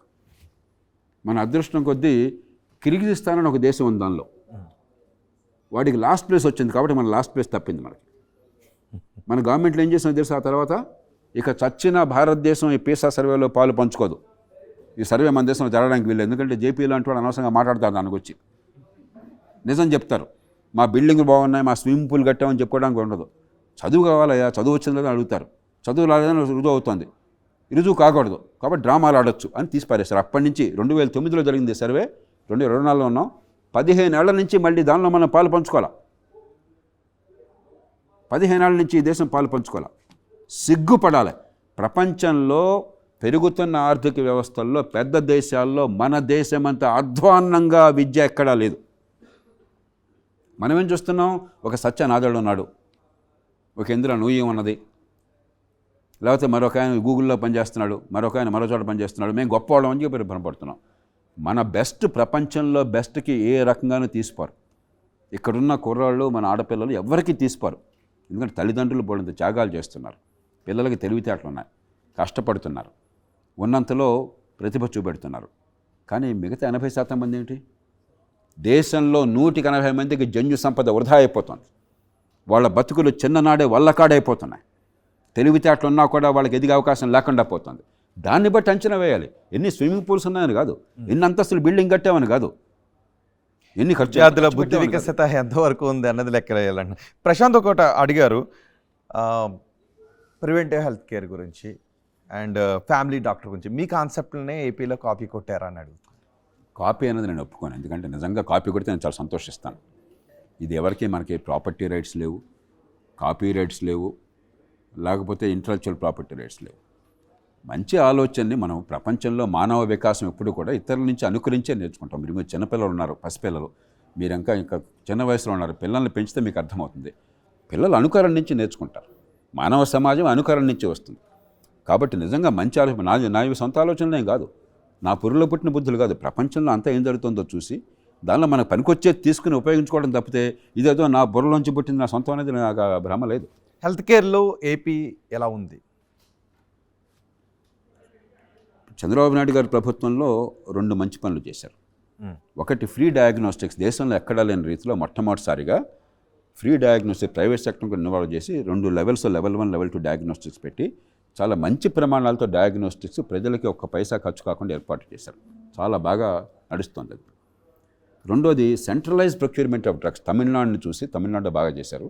దాన్ని అనుకరించి ప్రొక్యూర్మెంట్ అంతా కూడా రాష్ట్ర స్థాయిలోనే చేసి మంచి ప్రమాణాలు తగ్గకుండా, మరి కాస్ట్ పెరగకుండా మంచి పోటీ ఉండేట్టుగా చూసి దాన్ని అందరికీ పంపిణీ చేసి ఏర్పాట్లు చేశారు. అలాగే ఇప్పటి ప్రభుత్వం ప్రతి పిహెచ్సి కింద గ్రామాలను గుర్తించి, వాళ్ళు సెక్రటేరియట్ గ్రామాలు ఏదో అన్నారు, వాటిని గుర్తించి అక్కడ వారానికో 10 రోజులకో ఒక రోజున డాక్టర్ అక్కడికే పోయి ఏర్పాటు చేశారు. కానీ లోపం ఎక్కడుందంటే డాక్టర్ అక్కడికి పోతే ఒక స్థాయిని మించి మీరు సేవ అందించలేదు. పూర్వకాలం అది ఏదో చిన్న పెట్టుబట్టుని డాక్టర్ గారు వెళ్ళిపోతే అయిపోతుంది. ఇప్పుడు డయాగ్నోస్టిక్స్ కావాలా, చాలా సొఫిస్టికేటెడ్ టెక్నిక్స్ కావాలా, అవన్నీ గ్రామాల్లో మీరు ఏర్పాటు చేయలేరు. జయప్రకాష్ నారాయణ గారు, కరోనా గురించి మాట్లాడుకున్నాం కాబట్టి ఒకసారి 2 రాష్ట్రాల గురించి పోల్చుకుందాం. కరోనాని హ్యాండిల్ చేయడంలో ఆంధ్రప్రదేశ్, తెలంగాణకి ఎన్ని మార్కులు వేస్తారు? పెద్ద తేడాలు మీరు అనుకుంటున్నారు ఇదేదో 100-0 మధ్య. మనం అసలు భారతదేశంలో మనం కరోనా హ్యాండిల్ చేయడంలో బహుశా ఒక 45-55 మధ్య ఉన్నాం. ఎందుకంటే మనం కనీసం వ్యాక్సిన్లు బాగా, అంటే కరోనా విపత్కర వ్యాక్సిన్లు ఇవన్నీ కూడా కేంద్ర ప్రభుత్వ నిర్ణయాలు వీటివి. ఒకసారి మన తెలుగు రాష్ట్రాల వరకు చూసుకుంటే ఆంధ్రప్రదేశ్, తెలంగాణ ఏ రాష్ట్రం ఏ విధంగా హ్యాండిల్ చేస్తుంది? మీ చేతిలో మార్క్స్ ఉన్నాయి, కరోనాని హ్యాండిల్ చేయడంలో ఏ రాష్ట్రం ముందు ఉంది? చెప్పాను 45-55 మధ్య ముందు. ఈ తేడా పెద్దగా లేదు. బహుశా తెలంగాణలో 48-47 దగ్గర ఉన్నారు, ఆంధ్రప్రదేశ్ 52-53 దగ్గర ఉన్నారు. ఓకే, కానీ పెద్ద తేడా లేదు. అంచేత మనం ఇలా పోలికలు తెచ్చుకుంటే చాలా మాట్లాడచ్చు, కానీ మౌలికంగా మనం చూడవలసింది ఒక ఫండమెంటల్ డిపార్చర్ వచ్చింది అన్నది లేదు. కాలా అక్కడ కానీ ఇక్కడ కానీ మనకు ఆసుపత్రి బెడ్లు లేక, సకాలంలో కనీసం ఆక్సిజన్ కూడా లభించక వేల మంది చనిపోయారు, 10,000 కుటుంబాలు గొల్లైపోయినాయి. ఈ రాష్ట్రం ఆ రాష్ట్రం తేడా లేదు. ఈ మధ్యలో కొన్ని చోట్ల ఒక మంచి అధికారి, ఒక మంచి నాయకుడు గట్టి ప్రయత్నం చేస్తే ఓ జిల్లాలోనో ఒక ఆసుపత్రిలోనో కొంత ప్రయత్నం తిరగండి. అలాగే ప్రైవేట్ రంగంలో నీతి నిబద్ధత ఉన్న వాళ్ళు ఉన్నారు, వాళ్ళు ఉన్న చోట కొంచెం ఫలితాలు వచ్చినాయి. అవకాశం వచ్చింది కదా దండుకుందాం అనే వాళ్ళు ఉన్నారు, వాళ్ళు ఉన్న చోట కుటుంబాలు గొల్లైపోయినాయి. రైట్, మిమ్మల్ని క్వశ్చన్ అడగాలనుకుంటున్నారా? So highest farming country India. ఇప్పుడు ప్రజెంట్ సిచ్యువేషన్ చూసుకుంటే 2019లో కాంగ్రెస్ పార్టీ ఎంఎస్పీ ఒక కాన్సెప్ట్ తీసుకొచ్చింది వాళ్ళ మేనిఫెస్టోలో. అవే బీజేపీ ఇంప్లిమెంట్ చేస్తుంటే కాంగ్రెస్ అపోజ్ చేస్తుంది. సో ఎందుకు అపోజ్ చేస్తుంది? అండ్ ఎంఎస్పీ అనేది యూస్ఫుల్ కాదా? అదొక మెయిన్ క్వశ్చన్ సార్. చాలా కాంప్లెక్స్. మీ పేరమ్మా? గాయత్రి. కొద్దిగా ఒక నిమిషం బ్యాక్గ్రౌండ్ అర్థం కావాలి. ఎంఎస్పీ అనేది ఎప్పుడు వచ్చిందంటే దేశంలో షిప్ టు మౌత్ అంటాం. అమెరికా నుంచి PL-480 పేరుతో ఓడరేవుల్లో ధాన్యం వస్తేనే మన దేశంలో తినడానికి తిండి, పొయ్యిలో పిల్లి లేచేది. లక్షల మంది ప్రాణాలు అరచేతిలో పెట్టుకుని స్టార్వేషన్ దగ్గరలో, ఫెమిన్ అంటాం, దుర్భిక్షం, తీవ్రమైనటువంటి కరువు, ఆ కరువు తాండవం చేస్తున్న కాలంలో ఏదో రకంగా ప్రోత్సహించడం కోసం ఎంఎస్పీ వచ్చింది. దాంతోపాటు ప్రభుత్వానికి కూడా ఎక్కడైతే కొరత ఉన్నదో, స్టార్వేషన్ దగ్గర ఉన్నారో, ఆహారం లేక కరువు వచ్చిందో అక్కడికి సరుకులు పంపించాలంటే మనం సరుకుల్ని ఏమంటారు, ప్రొక్యూర్మెంట్, సేకరించాలి, ధాన్యాన్ని సేకరించాలి. ఈ 2 కారణంగా ఎంఎస్పీ వచ్చింది. 1961లో వచ్చింది. ఆనాడు నేను ఎంఎస్పీ అమలు చేసిన వాళ్ళనే ఒకండి, చాలామంది మాట్లాడే వాళ్ళకి అసలు పరిపాలన తెలియదు. ఆ చట్టాన్ని ఒక అధికారిగా అమలు చేసేవాడిని నేను, అలాగే చాలామంది. ఆ రోజుల్లో మిల్లర్స్ అందరూ హడలిపోయేవాళ్ళు. ఏమి సార్ బాబు, వద్దు సార్, మేము మార్కెట్లో అమ్ముకుంటాం సార్ అని చెప్పి, లేదయ్యా నువ్వు ఇక్కడ అమ్మాల్సిందే, చంపేస్తామని చెప్పని బలవంతంగా చేసి చట్టం ఉపయోగించి వాళ్ళందరినీ దింపదింపేవాళ్ళం. ఎందుకని? మార్కెట్ రేట్ ఎక్కువ ఉండేది, ఎంఎస్పీ తక్కువ ఉండేది. అందుకని ప్రభుత్వం ఏం చేసింది, అరే నువ్వు ఎంఎస్పీకి తక్కువ రేటుకి బలవంతంగా నేను వసూలు చేస్తున్నాను, లేకపోతే నేను జైల్లో పెట్టి అధికారం ఉంది, నీ ఆస్తి అంతా మొత్తం జప్తు చేసే అధికారం ఉంది, కాబట్టి ఒక టన్ను నాకు ఇస్తే 1 టన్ను మార్కెట్లో అమ్ముకోవడానికి పర్మిషన్ ఇస్తాను. ఆ పర్మిట్కి మళ్ళీ లంచాలు అడిగేవాడు. ఎందుకని? మార్కెట్లో అమ్ముకుంటేనే వాడు డబ్బు ఆడేది, మార్కెట్లో అమ్ముకోపోయినట్టయితే డబ్బు ఉండేది కాదు. ఇక్కడంతా నష్టమే. 100 రూపాయలు కొని 50 రూపాయలకి అమ్మితే నష్టమే కదా, వాడు బతకడం కోసం ఉన్నాడు కదా వాడు. అలా కాకుండా మార్కెట్లో పోతే 100 రూపాయలకి కొంటే వాడు బియ్యాన్ని మార్కెట్లో 150కి అమ్మేవాడు, నాకు 130కి అమ్మేవాడు. దాంతో చెప్తాను, కాలక్రమేణా ఏమైంది, 2 జరిగినాయి. ఒకటి, మన ఉత్పత్తి ఇబ్బడి ముబ్బడిగా పెరిగింది. ఒకప్పుడు ఈ దేశాల నుంచి దిగుమతి లేకపోతే ఆహారం లేనటువంటి దేశంలో ఈవేళ ప్రపంచంలో అతి ఎక్కువ నిల్వలు భారతదేశంలో ఉన్నాయి. పీక్ టైంలో 8 కోట్ల టన్నుల ఆహార ధాన్యాలు, ప్రపంచంలో ఏ దేశం తేరిపార కూడా చూడలేదు. అంకెనే 8 కోట్ల టన్నుల ఆహార ధాన్యాలు గవర్నమెంట్ గోడౌన్లో ఉన్నాయి, ప్రైవేట్ గోడౌన్లు తీసండి. ఇంకా 1950లో దేశంలో ఉత్పత్తి ఎంత ఉందో దేశం మొత్తంలో, ఈవేళ మన గవర్నమెంట్ గోడౌన్లో అంతకంటే 60% ఎక్కువ స్టాక్ ఉన్నది. అంటే తినడం తగ్గింది, ఉత్పత్తి పెరిగింది. కాళేశ్వరం ప్రాజెక్టు వరి పంట, లేకపోతే మరో ఇరిగేషన్ ప్రాజెక్టు వరి పంట, ఫ్రీ పవర్ వరి పంట. అరే వరి తినాలి కదా, మీరంతా ఎంత తింటున్నారు వరి? మీరంతా సుతారంగా వరి తగ్గించి తింటున్నారు, మిగతా కొంచెం ఎక్కువ తింటున్నారు అంతే కదా. పాలు, గుడ్లు, మరి మాంసం, చేపలు, మీ ఆహార అలవాట్లను బట్టి, మరి పళ్ళు, కూరగాయలు, ఇవి కదా పౌష్టికాహారం అంటే. అంత అన్నమే తినంటే సాధ్యం కాదు కదా. కాబట్టి డిమాండ్ లేదు, సప్లై పెరిగిపోతుంది. అదే టైంలో ఏం చేశారు, మార్కెట్ రేట్ కంటే ఎంఎస్పీని పెంచేశారు. ఒకప్పుడు ప్రభుత్వం సేకరించొద్దని గొడవ పెట్టేవాళ్ళు, ఉద్యమాలు చేసేవాళ్ళు, ఇవాళ నువ్వు సేకరిస్తావు లేదా అని ఉద్యమాలు చేస్తున్నారు. సేకరించారు.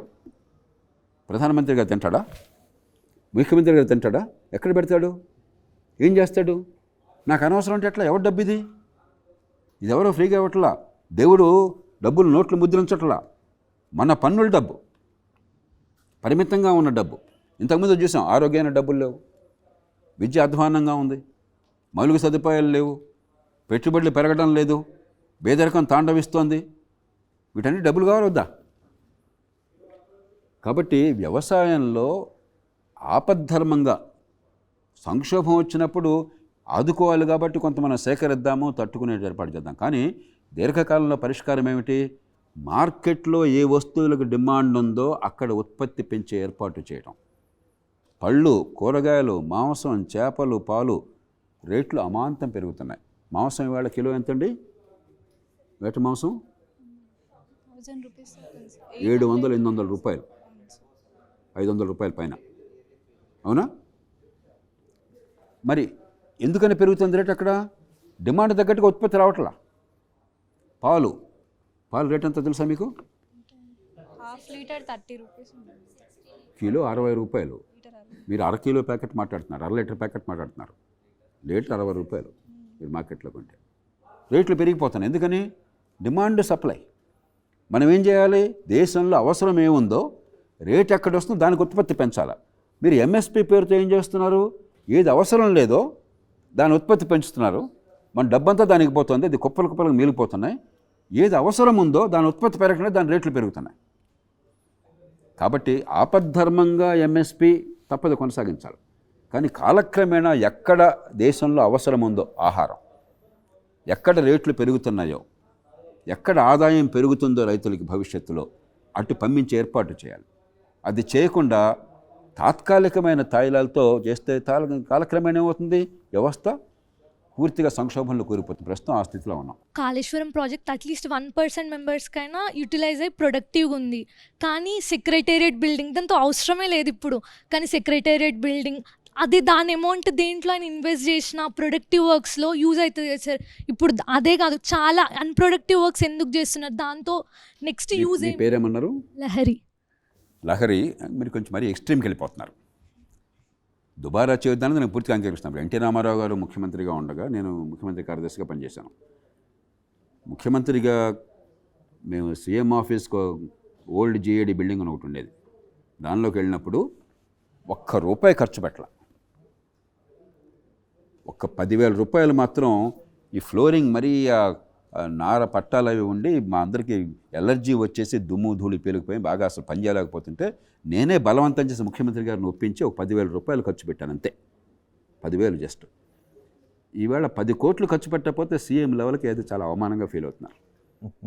దుబారా ఖర్చు అన్నది ప్రజాధనాన్ని మామూలుగా చాలా జాగ్రత్తగా, చాలా పొదుపుగా, మన సొంత డబ్బుని ఎంత జాగ్రత్తగా కాపాడుకుంటే అంతకంటే జాగ్రత్తగా, సొంత డబ్బు కనీసం మీ ఇష్టానుసారం మీ డబ్బు కాబట్టి మీరు ఖర్చు పెట్టచ్చు. ఇది ప్రజల డబ్బు, చాలా పవిత్రంగా చూడాలి. ప్రతి రూపాయికి 10 రూపాయలు విలువ వచ్చేట్టు చేయాలి. మనం అది పోయింది పూర్తిగా. కానీ మీది మరీ కొంచెం ఎక్స్ట్రీమ్. సెక్రటేరియట్ వద్దంటాం కూడా సరైనది కాదు. రైట్, మీరు అడుగుతున్నారా?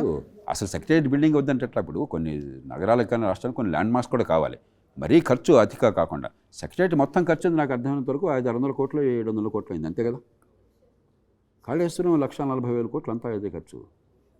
వడ్డీ డబ్బులు శాశ్వతంగా రాష్ట్రం నష్టపోతుంది. కాబట్టి పథకాలు వద్దని నేను అంటల్లా. పెట్టే ఖర్చుకి వచ్చే ఫలితానికి మీకు వడ్డీ డబ్బులు కూడా రాకపోతే, మీకు ఆ పథకం వల్ల రైతులకి సమాజానికి ప్రయోజనం లేకపోతే మీరు ఏడాదికి 40-50 వేల రూపాయలు ఖర్చు అవుతుంది కాళేశ్వరం ప్రాజెక్ట్ మీద ఎకరాకి ఏడాదికి. మీకు రైతుకు అదనంగా వచ్చే ఆదాయం 10-15 వేలు అయితే దాని బదులు బ్యాంకులో పెట్టవచ్చు ఆ డబ్బులు. ఆ బ్యాంకులో వడ్డీ ఇస్తే సరిపోతుంది కదా, కనీసం పెట్టుబడి మన దగ్గరే ఉంటుంది, ఎక్కడికి పోదు. అంచేత మనం ప్రతి పథకాన్ని కూడా అసలు ప్రభుత్వం దేనికి ఖర్చు పెట్టకూడదు అంటాం ధర్మం కాదు. ప్రభుత్వానికి గౌరవప్రదమైన ఆఫీస్ ఉండటం తప్పులేదు, అక్కడ సరిగ్గా పని జరగాలే కానీ ఆఫీస్ వద్దంటే ఎట్లాగా మనం. అలాగే ముఖ్యమంత్రికి ఒక మంచి కారు ఉంటే తప్పేం లేదు, ఒక ఏసీ ఆఫీస్ లేకపోతే పని చేయడం చాలా కష్టం ఉంటే తప్పులేదు, కానీ అక్కడ పని చేయాలా, లంచాలు లేకుండా ప్రజల కోసం పని చేయాలి, అది కోరాలి. కానీ అసలు మీరు దుర్భర దారిద్ర్యంలో ఉండి సెక్రటేరియట్ చండాలంగా ఉండి అక్కడ ఫ్యాన్ లేకుండా దోమలు ఈగలు ముసురుతూ ఉండి నువ్వు పని చేయాలంటే అది కూడా సాధ్యం కాదు. కాబట్టి ఒక బ్యాలెన్స్డ్గా ఉండాలి. బట్ బ్రాడ్గా మీ పాయింట్ కరెక్టే, దుబారా ఖర్చు అరికట్టాలా, పెట్టే ప్రతి రూపాయి సద్వినియోగం కావాలి. Good afternoon sir, I'm D Bhumika from Malladi college of engineering technology. నా క్వశ్చన్ ఏంటంటే సార్, ఎందుకు ఈ గవర్నమెంట్స్ పథకం ఫ్రీ బస్ పథకాలు లేకపోతే వెనకటి ప్రభుత్వం చూసుకుంటే కళ్యాణ లక్ష్మి ఇలాంటి అంటే ప్రజలను బద్ధకం చేసే పథకాలు ఎందుకు తెస్తున్నాయి? అదే బదులు మాకు బీటెక్ వాళ్ళు చదువుకునే వాళ్ళకి చాలామందికి ఫీజు తక్కువ చేసినా, లేకపోతే ఎంతోమంది ఇక్కడ ఎడ్యుకేషన్ లోన్ తీసుకొని చదువుకుంటున్నాం, అవి మాఫీ చేసినా అయిపోద్ది కదా. ఎందుకు ఏ ప్రభుత్వం మా ఎడ్యుకేషన్ దాని మీద ఫోకస్ చేయట్లేదు? అదే ఇలాంటిది కరెక్టే, తాత్కాలికంగా ఓట్లు రావడం కోసం ప్రయత్నం చేస్తున్నారు. విద్యని బాగు చేయటం ఎలా చేయాలో తెలియదు, వెంటనే జరుగుతున్న నమ్మకం లేదు, సమాజం బాగుపడాలన్న కోరిక కాదు, అధికారంలో కూర్చోవాలన్న కోరిక ఉన్నది. కాబట్టి నేను డబ్బులు ఇస్తే తాత్కాలికంగా తాయిలం ఇస్తే ఓటు పడుతున్నాం కూడా దాని మీద దృష్టి పెడుతున్నారు. దీర్ఘకాలంగా అభివృద్ధి అంటే నమ్మకం వాళ్ళకి లేదు, చేస్తామని నమ్మకం లేదు, జరుగుతుందని నమ్మకం లేదు, జరిగితే ప్రజల నుంచి మద్దతు వస్తున్న నమ్మకం లేదు. కాబట్టి టెంపరీగా గిమ్మిక్కి అలవాటు పడ్డారు. అదే సమయంలో అసలు సంక్షేమం వద్దని నేను అంటల్లా, అది పొరపాటు. ఎందుకంటే ఒక భేద దేశంలో ఉన్నాం, కష్టంలో ఉన్నాను ఆదుకోవాలి. మనం ఇంట్లో పక్కింట్లో వాడు కష్టంలో ఉన్నారనుకోండి, మనం సహాయపడతాం కదా. ఇప్పుడు వాడు తినడానికి ఆకలితో మగ్గుతూ ఉంటే వాడికి మనం ఉపన్యాసాలు ఇచ్చి నువ్వు కష్టపడి పని చేయవా అని చెప్పంటే ముందు తినాలి కదా ఈ పూట. కాబట్టి తాత్కాలికమైన సాయం కూడా అవసరం, నేను కాదు అంటలా. నేను చెప్పేది ఒక బ్యాలెన్స్ కావాలంటున్నాను, ఒక సమతూకం కావాలంటున్నాను. తాత్కాలిక సాయమే పరిపాలనగా నటించొద్దు, ప్రజల్ని మోసం చేయొద్దు అంటున్నాను. తాత్కాలిక సాయం మీ ఉన్న వనరులకి పరిమితం చేయండి, అప్పు చేసి పప్పు కూడొద్దు, అప్పు చేసిన దెబ్బ పిల్లల భవిష్యత్తు కోసం ఖర్చు పెట్టినట్టున్నాను. ఆ బ్యాలెన్స్ ఉంటే సరిపోతుంది. రైట్, మీరు క్వశ్చన్ అడుగుతున్నారు. నా పేరు జగన్ సార్, సిబిఐటీలో చదువుతున్నాను సార్, 4th ఇయర్. సో నా ప్రశ్న ఏంటంటే, ఇప్పుడు మనం పాలిటిక్స్ చూసుకుంటే ఎయిదర్ క్యాష్ ఆర్ క్యాస్ట్, ఈ రెండింటి మధ్య అయితే రన్ అవుతుంది సార్. సో మనం మేజర్గా దేని మీద ఫోకస్ చేయాలంటారు? ఇప్పుడు ప్రజల ముందు మేనిఫెస్టోలు అన్నీ పెడుతున్నారు సార్, కరెక్టే, కానీ ఎవరు ఆ మేనిఫెస్టోలు చూడట్లేదు. ఎవరు ఎంత డబ్బులు ఇస్తున్నారు, లేకపోతే వాళ్ళ క్యాస్ట్ మనదా అని చూస్తున్నారు తప్పితే మనకేం లాభం దాని నుంచి వస్తుందని ఎవరు పట్టించుకోవట్లేదు. సో దీన్ని మనం ఎలా అరికట్టాలంటే? అన్నట్టుగా ఎలక్షన్లో 3 ప్రభావం ఉంది. ఒకటి క్యాష్, ముఖ్యంగా తెలుగు రాష్ట్రాలు, తమిళనాడు, కర్ణాటకలో క్యాష్ లేకుండా ఎలక్షన్ మీరు అనవసరం, నిజమే కదా. ఎంపీటీసీ లెవెల్లో కూడా 40-50 లక్షలు, రోహిత్. ఎమ్మెల్యే లెవెల్ అయితే 30-40 కోట్లు, అందరూ కాకపోయినా చాలామంది. కొన్ని స్థాయిల్లో అయితే 100-150 కోట్లు. బై ఎలక్షన్లో మనం చూసాం కదా, కరెక్ట్. హుజూరాబాద్ కానీ లేకపోతే మునుగోడు కానీ మనం చూసాం కదా. ప్రపంచ రికార్డులు స్థాపించాం మనం. మంచి విషయాలు చేస్తే సంతోషించేవాళ్ళం, ఈ విషయంలో మనకు ఖచ్చితంగా ప్రపంచ రికార్డు, మీకు అనుమానం లేదు. ఇంకా ఎవరు ప్రపంచంలో ఇంత వేరే వాళ్ళు ఎవరు ఉండరు, అవి చేస్తున్నాం. అదొక్కటే కాదు, రెండోది ఇప్పుడు దాకా మాట్లాడుకున్నాం, తాయిలాలు తాత్కాలిక సంక్షేమం, దీర్ఘకాల అభివృద్ధి పక్కన పెట్టి. 3 ఇవి కూడా పని చేయకపోతే మన దేశంలో గ్యారంటీ అస్త్రాలు ఏమిటి? ఇన్ని కులాలు, మతాల, వర్గాలుగానే మన కులానికి అన్యాయం జరిగిందనగానే పూనకం వచ్చేస్తుంది. కమ్మ, రెడ్డి, లేకపోతే ఈ కులం ఆ కులం అంతా. మరి ఆంధ్రప్రదేశ్ రాజకీయం అంతా ఇదే కదా, పొద్దున్న సాయంత్రం దాకా. సిగ్గుమాలిన చర్యగా ఒకప్పుడు కులాన్ని ప్రస్తావించడం అవమానం అనుకునేటువంటి సమాజంలో ఆధునికీకరణ జరగాలి, కులం స్పృహ పోవాలి, సమాజంలో చైతన్యం పెరగాలి, ఒక సెక్యులర్ భావం కావాలన్న దేశంలో ఇవాళ కులం లేకుండా రాజకీయ అసాధ్యమైపోయింది. కానీ వీటిని అరికట్టాలంటే ఒక ఆషామాషి ఏం లేదు, ఇది మనకు అర్థం కావాలి. నిరాశ వద్దు, అలాగే గిమ్మిక్కులు వద్దు. డబ్బుల ప్రభావం పోవాలంటే ప్రస్తుతం ఉన్న పరిస్థితుల్లో మన ఎన్నికల వ్యవస్థలో 30-40 ఏళ్ళ దాకా పోతాయని నేను గ్యారంటీ చెప్తాను. ఈ 30 ఏళ్ళు నేను చేస్తున్న పోరాటం ఉన్న కాలంలో ఒక 10-20 రెట్లు ఖర్చు పెరిగింది కానీ తగ్గల, ఇది వాస్తవం. కాబట్టి ఇప్పుడు ఇక అందుకని నేను ఈ మధ్యకాలంలో మీరు విన్నారో లేదో, డబ్బులు పంచొద్దు, డబ్బులు తీసుకోవద్దని మాట కూడా అంటలేదు. ఎందుకు అనవసరంగా నా పరుగు పోవట్లేదు దాని గురించి ప్రస్తావించట్లేదు. ఎందుకంటే మీరు ఏం మాట్లాడినా దాన్ని జరిగేది అదే, ఎన్నికల వ్యవస్థ మార్చాలి. I'm absolutely committed. 2005లో ఇంత దగ్గరికి వచ్చాం ఆ వ్యవస్థ మార్చడానికి. కొందరు మూర్ఖుల వల్ల, విజ్ఞత లేనటువంటి కీలకమైన నాయకుల వల్ల ఆ మార్పు రాలా. మళ్ళీ సమయ సందర్భం వచ్చినప్పుడు మనం చేద్దాం. ఇక తాయిలాల సంగతి మీకు చెప్పాను. మీరు బ్యాలెన్స్ చేస్తూనే దీర్ఘకాల అభివృద్ధి కోసం పథకాలు వేసి ఏర్పాట్లు చేసి తాయిలాలు కట్టుబాటు అవుతాయి. క్రమక్రమంగా ఆర్థిక వ్యవస్థ పెరగటం, ఆదాయాలు పెరగటం జరుగుతుంది. ఇక కులం మతం ప్రస్తావన మన ఉపన్యాసాలతో పోదు. ఎప్పుడు పోతుంది? నాకు కులాన్ని మించిన ప్రయోజనం నాకుందని నాకు అర్థమైతే, మీకు మంచి డాక్టర్ కావాలి, అర్జెంటుగా ఆపరేషన్ చేయాలి, అపెండిసైటిస్ వచ్చింది, అప్పుడు మొట్టమొదటి మీకు ఆలోచించేది నా ప్రాణాలను కాపాడే డాక్టర్ని ఆలోచిస్తారా, నా కులం డాక్టర్ని ఆలోచిస్తారా? మీరు చెప్పండి నాకు. అంతే కదా? అంటే ఒక్కసారి మహాత్ములు అయిపోయారా మీరు? కాదు. మీ ప్రాణాలను కాపాడడం మీ కులం కంటే ముఖ్యమైన విషయం మీకు అర్థమైంది స్పష్టంగా. కాబట్టి నా కులం కంటే, నా మతం కంటే, నా ప్రాంతం కంటే నాకు, నా కుటుంబానికి కీలకమైన అంశాలని అర్థమయ్యే రకంగా వ్యవస్థ నిర్మాణం చేస్తే అప్పుడు క్రమక్రమంగా కులం ప్రభావం తగ్గుతుంది. అంటే కులం రాజకీయం నుంచి రాలా, కానీ రాజకీయం కులాన్ని మరింత పెంచుతుంది. కులం పోవాలంటే మీ తరం వచ్చే 1-2 తరాల్లో మీ పెళ్ళిళ్ళలో ఆడపిల్ల కానీ మగపిల్లలు కానీ, ఈ విషయం మీ తల్లిదండ్రుల కోపం వస్తుంది నాకు, ఈ మాట బహిరంగ ఎప్పుడు చెప్తుంటాను నేను. బాధ్యతతో, ఇష్టం వచ్చినట్టుగా పిచ్చి ఆవేశంతో కాదు, బాధ్యతతో మీకు ఆనందాన్ని పెంచే వాళ్ళతో జీవితం పంచుకోవడానికి సిద్ధపడితే అది కొంతకాలం పడుతుంది. అది కావాలంటే మీకు కొంచెం ధైర్యం కావాలా, మీకు ఆర్థికంగా స్తోమత కావాలా, మీ జీవితంలో మీకు ఏది ఆనందం ఇస్తుందో మీకు తెలిసే శక్తి కావాలా. ఆ విషయంలో మాత్రం తల్లిదండ్రులు నచ్చ చెప్పాలి, అవసరమైతే ఎదిరించాలి. అది క్రమక్రమంగా జరిగితే కులం పోతుంది. అప్పటిదాకా కులం లోపల పెళ్ళిళ్ళు ఇంత ఎక్కువగా ఉన్నంతకాలం ఈ కులం స్పృహ, కులానికి మధ్య ద్వేషాలు ఇవన్నీ ఉంటాయి. రైట్. కానీ రాజకీయం కులాన్ని పెంచి పోషిస్తుంది. అది పోవాల్సింది కులానికి అతీతంగా నా ప్రయోజనాలు ఉన్నాయి, నా కుటుంబ ప్రయోజనాలు ఉన్నాయి, కులం కంటే ముఖ్యమైన అర్థమయ్యే వ్యవస్థ వస్తే కులం ప్రభావం తగ్గుతుంది. చాలామంది ఇప్పుడు నేను కులాన్ని పాటించను అంటే నేను మహాత్ముడని కాదు, కులాన్ని మించి నా వ్యక్తిగత లాభం ఏంటో నాకు అర్థమవుతోంది. నా కులం లాభం కంటే కులాన్ని మించిన లాభం నాకు అర్థమవుతోంది. రోహిత్తో మాట్లాడితే రోహిత్ కులం నాకు గుర్తుకు రాదు, రోహిత్ మంచిగా యాంకర్ చేస్తారా లేదా, రోహిత్తో నేను మాట్లాడితే ఇప్పుడు నేను అనుకున్న ప్రయోజనం నెరవేరుతుందా లేదా, అది నాకు గుర్తుకు వస్తుంది. నిజంగా రోహిత్ కులం నాకు తెలియదు. ఇప్పుడు నా కులం కాబట్టి పనికి మాలిన వాడితో కూర్చుని నా టైం వేస్ట్ చేసేటంటే ఏ కులమైనా కూడా పనికొచ్చే పని చేస్తే నాకు లాభం. రైట్. అది అర్థమైతే కులం తగ్గుతుంది. నమస్కారం సార్, నా పేరు మల్లేశము, మాజీ గ్రామ సర్పంచ్, జనగాం జిల్లా విశ్వనాథపురం గ్రామం. సార్, ఎక్కువ గ్రామాలలో పంచాయతీ రైతుంటాయి సార్ భూములకు సంబంధించి. ఏమైందంటే ఇప్పుడు ఒక అతను ఫిజికల్గా ల్యాండ్ ఉంటుంది కానీ అతనికి పేరు ఉండదు. చాలా ఒక 30 సంవత్సరాలు 40 సంవత్సరాల నుంచి కాస్తు చేస్తూ ఉంటుంటాడు. ఆ రైతు పేరు మాత్రం భూమి మీద రాదు. ఇంకొక రైతుకు పొజిషన్ రికార్డెడ్గా ఉంటాడు కానీ అక్కడ పొజిషన్ మాత్రం ఉండదు సార్.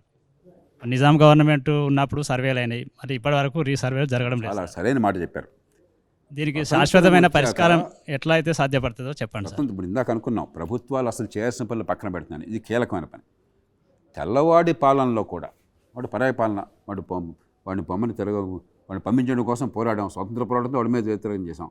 కానీ ప్రతి 30 ఏళ్లకి బ్రిటిష్ ఇండియాలో సమగ్రంగా ప్రతి ఎకరము, ప్రతి చదరపు గజము పక్కాగా సర్వే చేసి సెటిల్మెంట్ అనేవాళ్ళు, సెటిల్మెంట్ చేసేవాళ్ళు. నిజాం ప్రాంతంలో అంత సమగ్రంగా జరగకపోయినా కూడా అన్ని ప్రైవేట్ భూములు సర్వే చేసేవాళ్ళు. నిజాం కూడా ఒక నిరంకుశ ప్రభువు, ఫ్యూడల్ ప్రభువు, రాచరికానికి ప్రతినిధి.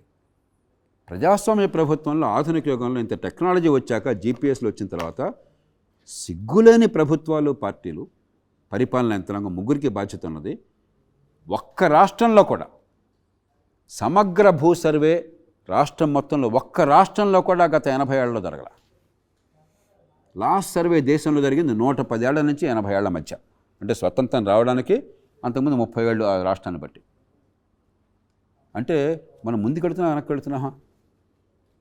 అందుకనే నేను విశ్వ ప్రయత్నం చేశాను. పరిపాలనా సంస్కరణ సంఘంలో సభ్యుడిగా ఉండగా ఇక్కడికి పరిపాలనా సంఘం ఆ కమిషన్ మొత్తాన్ని తీసుకొచ్చి రాష్ట్ర ప్రభుత్వాన్ని గట్టిగా ప్రేరేపించి మీరు చేయండి ఎంతైనా ఇస్తామని చెప్పి జాతీయ స్థాయిలో నిధులు ఏర్పాటు చేశాను. దానికోసం చెప్పాను. నా ఒత్తిడి మీద జాతీయ స్థాయిలో డబ్బులు ఏర్పాటు చేశారు. ఇంతవరకు జరగల. మా భూమి అని చెప్పని నిజామాబాద్ జిల్లాలో కొంత ప్రారంభం జరిగింది. దానికి ఆదుల హంసపాద అయిపోయింది. తర్వాత తాత్కాలికంగా హైరానా హడావుడిగా ఆర్భాటం చేయడం తప్పితే ఎన్ని పథకాలు చేసినా కూడా ఆంధ్రప్రదేశ్లో ప్రయత్నం ఈ మధ్య జరుగుతుంది. అంత ఆర్భాటం పథకాలు తప్ప నిజాయితీ చిత్తశుద్ధి లేవు. తెలంగాణలో దాని పేరేమిటన్నారు, ల్యాండ్ రికార్డ్స్ అది పెట్టారు కదా, ధరణి పెట్టారు. ఉద్దేశం మంచిదే కానీ ఆదరాబాదరాగా చేస్తే, సమగ్రమైన సర్వే చేసి ప్రజల్లో విచారించకపోతే ఏమవుతుంది? ఎప్పుడో మీ ముత్తాత గారి పేరు ఉంటుంది అక్కడ, అయితే ముత్తాత గారు ఇంకా వెంకయ్య దగ్గర ఉంటే వెంకయ్య పేరు ఉంటుంది. మనందరికీ ఊళ్ళో తెలుసు అది ఎవరు ఆస్తో, కానీ ఆ ముత్తాత పేరు తప్ప మన పేరు ఉండదు. పేరు మార్చుకోవాలంటే ఈ మధ్య కొన్ని చోట్ల కంప్యూటరైజేషన్ బాగా ఎఫెక్టివ్గా ఉండి మీకు వేరే ఇబ్బందులు లేని చోట జరుగుతుంది, కానీ ఇప్పటికి కూడా మీ పేరుతో పట్టదారు పాస్ పుస్తకం కావాలంటే వేల రూపాయలు, కొన్ని సందర్భాలు లక్షల రూపాయలు లంచాలు ఇవ్వాల్సి వస్తుంది. కాబట్టి సమగ్రమైనటువంటి భూ సర్వే ప్రతి సమయం ప్రకారం జరగాలి, పీరియాడిక్గా. పారదర్శకమైన విచారణ జరిగే రికార్డ్ అన్నీ పర్ఫెక్ట్గా ఉండాలి. అవి ఉండి అప్పుడు కంప్యూటరైజేషన్ మళ్ళీ తప్పులు లేకుండా, కంప్యూటర్లో మీ పేరు చిన్న స్పెల్లింగ్ తప్పితే గందరగోళం అయిపోతుంది. ఆ స్పెల్లింగ్ మార్చడం కోసం మళ్ళీ లంచాలు ఇవ్వాలి.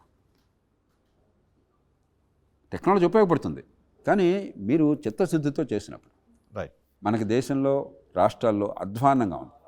ఇప్పటికైనా ఆలస్యమైన మొదలటే ఒకరినొకరు తిట్టుకుంటున్నాం, బాగా తిడితే లాభం లేదు, మన పరిష్కారం అన్వేషించాలి. మనకి ఈ కాలం జనరేషన్ యూత్కి చాలా ఇష్టమైన సబ్జెక్ట్ ఇది, తాగబోయించడం.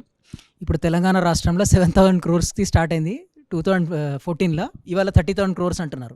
అటు తమిళనాడు తీసుకెళ్తే 46,000 crores ఆదాయం అంటున్నారు. ఇప్పుడు ఏపీ తీసుకుంటే మీరు అంతకుముందు అప్పుడు ఎన్టీఆర్ గారు గవర్నమెంట్ ఉన్నప్పుడు లిక్కర్ బ్యాన్ చేసిండ్రు, బీహార్లో బ్యాన్ చేసిండ్రు, అటు గుజరాత్లో బ్యాన్ చేసిండ్రు. అది ఎందుకు మళ్ళీ మనం ఇంప్లిమెంట్ చేయలేము?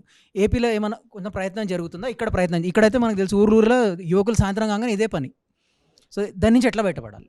అంతేకాదు, ఇప్పుడు ఎలక్షన్ టైంలో రోహిత్, ఈ 3 నెలల్లో దురదృష్టం కొద్దీ కొన్ని లక్షల మంది 14, 15, 16 సంవత్సరాల వయసు వాళ్ళు తాగుడికి మొట్టమొదటిసారిగా బానిసలు అవుతారు. అసలు అత్యధికులు పేద కుటుంబాల్లో దిగువ మధ్య తరగతిలో తాగుడికి బానిసలు కావటం ఎలక్షన్ టైంలో. ఈ 3 నెలలు పార్టీలకి 2 నెలలు తాగబోయించడమే పని, వెనకాల జిందాబాద్ అనిపించుకోవడం, తాగబోయించడం కార్యకర్తల పేరుతో. ఒకసారి 2 నెలలు 3 నెలలు అలవాటు పడ్డ తర్వాత ఇక నాలుక ఆగదు, ఎడిక్ట్ అయిపోతారు. అక్కడి నుంచి రకరకాల ఏం జరుగుతుందో చూస్తాం.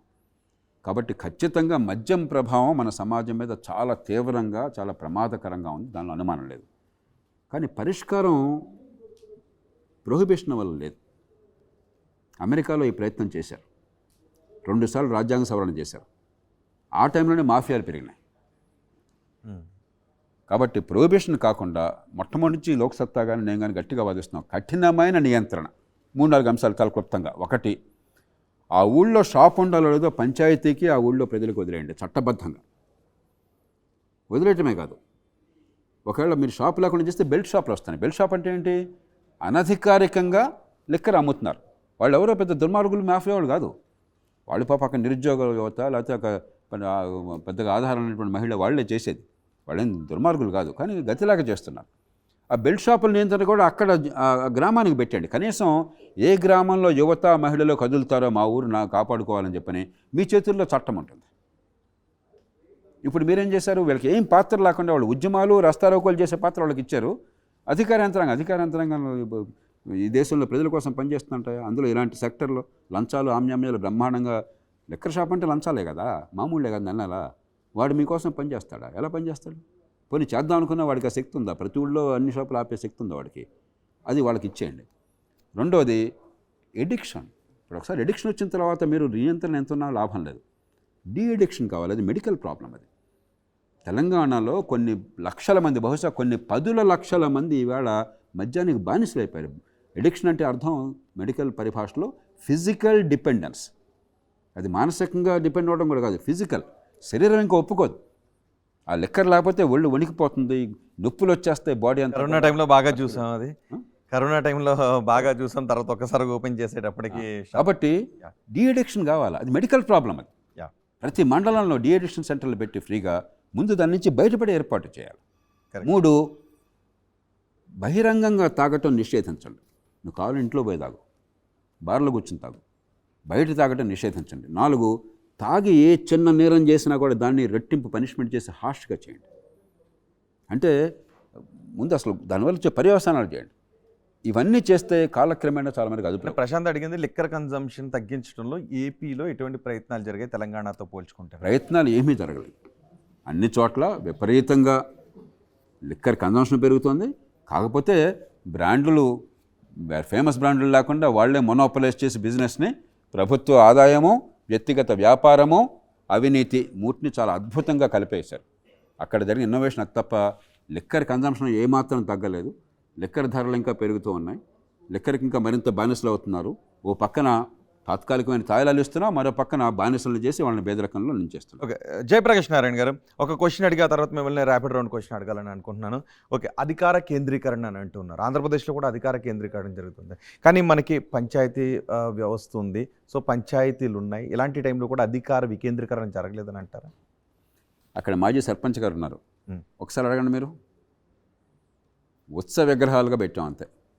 ఆర్భాటంతో ఎలక్షన్ జరుగుతుంది. వనరులు లేవు, సొంత అధికారం లేదు, సిబ్బంది మీద నియంత్రణ లేదు, జవాబుదారీతనం లేదు. ప్రపంచంలో ఈ మాట నేను చాలా చాలా జాగ్రత్తగా చెప్తున్నాను. ప్రపంచంలో పెద్ద దేశాల్లో మన దేశం అంత కేంద్రీకరణ మరెక్కడా లేదు. నియంతృత్వం అన్న చైనాలో సైతం స్థానిక ప్రభుత్వాలు చాలా బలమైనవి. మళ్ళీ చెప్తున్నా, నియంతృత్వం అన్న చైనాలో సైతం స్థానిక ప్రభుత్వాలు చాలా బలమైనవి. మన పొరుగు నుండి చాలా కష్టాల్లో ఉన్న పాకిస్తాన్లో సైతం మనకంటే స్థానిక ప్రభుత్వాలు బలమైనవి. ఇంకో పొరుగునున్న బంగ్లాదేశ్లో సైతం మనకంటే స్థానిక ప్రభుత్వాలు బలమైనవి. ఇంత అధికార కేంద్రీకరణ ప్రపంచంలో మరెక్కడ లేదు. ఈ పార్టీ ఆ పార్టీ తేడా లేకుండా అధికార వికేంద్రీకరణ పట్ల ఏమాత్రం అవగాహన కానీ ఆసక్తి కానీ దేశం మరొకటి లేదు. అతి స్థాయి కానీ రాష్ట్రం కానీ ఎవ్వరికీ లేదు. వీళ్ళందరికీ అధికారం ఎక్కడ ఉండాలంటే ప్రధానమంత్రి, ముఖ్యమంత్రి దాకా అధికారం కావాలా. వీళ్ళ పోరాటం అంతా ముఖ్యమంత్రికి అధికారం కావాలా, అంతకుమించి వెళ్ళదు. రైట్, మీ దగ్గర నెంబర్స్ ఉన్నాయి, మార్క్స్ ఉన్నాయి. ఒకసారి మీరు ఆ మార్క్స్ని చేతిలో పట్టుకుంటే కొన్ని విషయాలు అడుగుతాను. ఆంధ్రప్రదేశ్లో వాటికి మీరు ఎన్ని మార్క్స్ వేస్తారు? సో ఆంధ్రప్రదేశ్లో విద్యా వ్యవస్థకు మీరు ఎన్ని మార్క్స్ వేస్తారు? 2 మార్కులు. సో నేను ఎందుకో అడగాలని చెప్పాను, చాలా చెప్పాను కదా. విద్యా వ్యవస్థకి ఎన్ని మార్క్స్ వేస్తారు? విద్యా వ్యవస్థకి ఎన్ని మార్క్స్ వేస్తారు? విద్యగా అడిగింది ఇప్పుడు మీరు. సో వైద్యానికి నేను చూసేది ఫలితాలు, మీ ఖర్చు కాదు. వాలంటీర్ వ్యవస్థకి ఎన్ని మార్క్స్ వేస్తారు? అసలు ఆ వ్యవస్థ తప్పు. ఆంధ్రప్రదేశ్లో పాలనకి ఎన్ని మార్క్స్ వేస్తారు? ఈ రెంటికి మధ్య ఏమైనా ఉందా? అభివృద్ధికి, పెట్టుబడులను ఆకర్షించడంలో, కరప్షన్ అంటే కరప్షన్ ఉందనా లేదనా తగ్గించడంలో, ఇది వర్స్ట్ అని అర్థం, తక్కువ అని కాదు. కరప్షన్ని నిర్మూలించడంలో ఆంధ్రప్రదేశ్ ఏ స్థానంలో ఉంది? వర్స్ట్. మళ్ళీ ఓకే, ఫ్యామిలీ డాక్టర్ విధానానికి ఎన్ని మార్క్స్ చేస్తారు ఆంధ్రప్రదేశ్లో? 2కి 3కి మధ్య చేస్తాను. హెల్త్ కేర్ చెప్పాను కదా, అంటే ఎందుకంటే అల్టిమేట్గా అవుట్కమ్స్ చూడాలి. అవుట్కమ్స్ విషయంలో ఏం మార్పులు లేవు. సంక్షేమం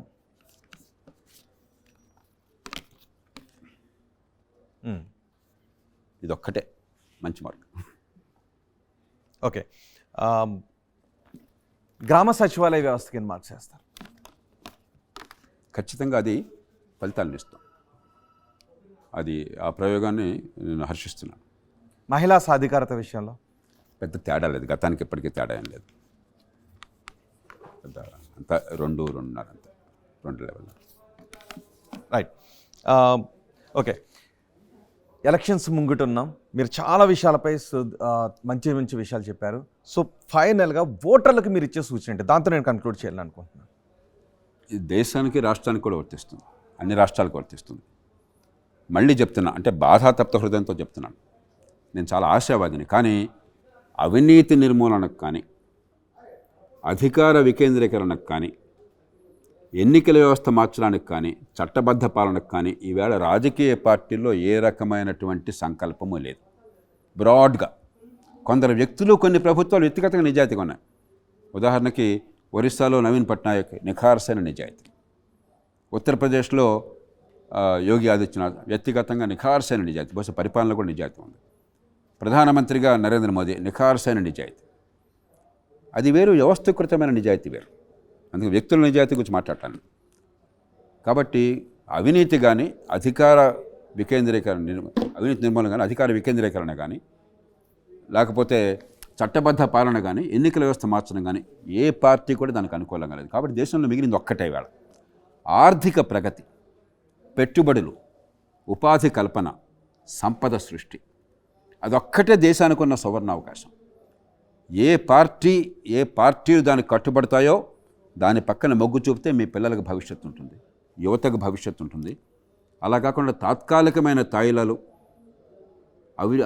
కొత్త పరిశ్రమలు లేకపోతే కొత్త పెట్టుబడులు, ఉపాధి కల్పన లేకుండా ప్రభుత్వం నుంచి వచ్చేటువంటి సంక్షేమం వల్ల పేదరికం పోతుందన్న భ్రమలు కల్పిస్తే ఖచ్చితంగా అవి రాష్ట్రాలకి, దేశానికి సర్వనాశనం. కానీ జిఎస్డిపి విషయంలో తెలంగాణ కంటే ఆంధ్రప్రదేశ్ ముందు ఉంది.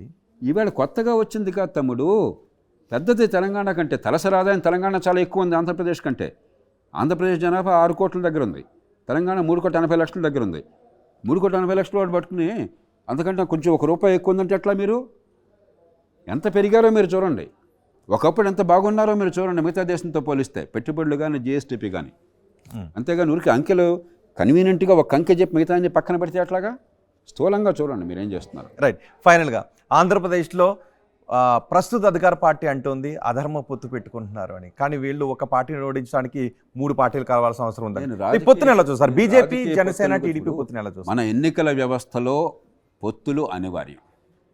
ఎందుకంటే చిన్న పార్టీలకి మన ఎన్నికల వ్యవస్థలో స్పేస్ లేదు. అదే దామాషా పద్ధతి ఎన్నికలు అంటే మీకు వచ్చే 5% ఓట్లకి 5% సీట్లు వస్తాయి. మీ మీద మమకారం ఉంటే 5% 15% పెరుగుతుంది. మన ఎన్నికల వ్యవస్థలో మీకు నిజంగా ప్రజల్లో 30% మద్దతు ఉన్నా కూడా 3%కి పడిపోతుంది మీరు గెలవాలనుకుంటే. కాబట్టి పొత్తులు అనేవి ఆయా రాజకీయ పరిస్థితులను బట్టి కలుపుకుంటారు. దానిలో పొత్తు అనేది ప్రజాక్షేమం కోసం, అభివృద్ధి కోసమా, లేదంటే అధికారంలో ఉన్న పార్టీని దించడం కోసమా పొత్తు అనివార్యమయ్యేది? ఏ పార్టీ అయినా కూడా రాజకీయాన్ని తమ నమ్మిన లక్ష్యాల కోసం చేస్తుంది. అంటే మీరు చేస్తేనేమో అది చాలా పవిత్రమైనది, ఇంకోటి చేస్తే రంకు అంటే ఎట్లాగా? కానీ వైసీపీ ఇంతవరకు ఎవరితోనూ పొత్తులో వెళ్ళలేదు. మీ ఇష్టం అది. మీ వస్తే పొత్తు కలవడానికి ఎవరు సిద్ధంగా లేరేమో. మనకుడు పొత్తుల్ని అనాయతగా ఉండటం చాలా మూర్ఖత్వం అవుతుంది. పొత్తులు అనివార్యం మన ఎన్నికల వ్యవస్థలో. పొత్తులు అదే దామాషా పద్ధతి అనుకోండి, పొత్తులు అక్కర్లా. హైదరాబాద్ నగరంలో లోక్సత్తాకి పార్టీగా ఎంఐఎం కంటే ఓట్లు ఎక్కువ వచ్చినాయి, కానీ సీటు ఒక్కటే వచ్చింది, అది కూడా నాకు ఒక్కడికే. వాళ్ళకి 8 సీట్లు 7-8 సీట్లు వచ్చినాయి. మన ఎన్నికల వ్యవస్థ అట్లాంటిది. కాబట్టి మన ఎన్నికల వ్యవస్థలో ప్రజల్లో మీకు ఒక ఆదరణ ఉన్నా కూడా రాజకీయ అధికారంలో వాటా చాలా కష్టం. మీకు 30-40%, 40% ఓట్లకి వెళ్ళేదాకా. కాబట్టి పొత్తులు అనివార్యం. ఇప్పుడు పవన్ కళ్యాణ్ గారు ఉన్నారు, ఒక మంచి ఉద్దేశంతో. ఆయన ఇప్పుడు ఒక రాజులాగా చలామణి కావచ్చు కదా సినిమాల్లో. సినిమాల్లో ఉన్న వాళ్ళకి అదృష్టం ఏంటి? డబ్బులు ఇచ్చి వచ్చి చూస్తారు. రాజకీయంలో ఉన్న వాళ్ళ దురదృష్టం ఏంటి? డబ్బులు ఇచ్చి తీసుకురావాలా. దీని నుంచి ఆయన దానిలో దిగాడు. ఎందుకని? ఏదో చేద్దామని ఉద్దేశం కదా. కానీ మీకున్నటువంటి శాతం ఓట్లతో మీకు అధికారం సాధ్యం కాదు. మీ గొంతుకు విలువ చేయకూడదు, పొత్తుకు తెచ్చుకున్నారు.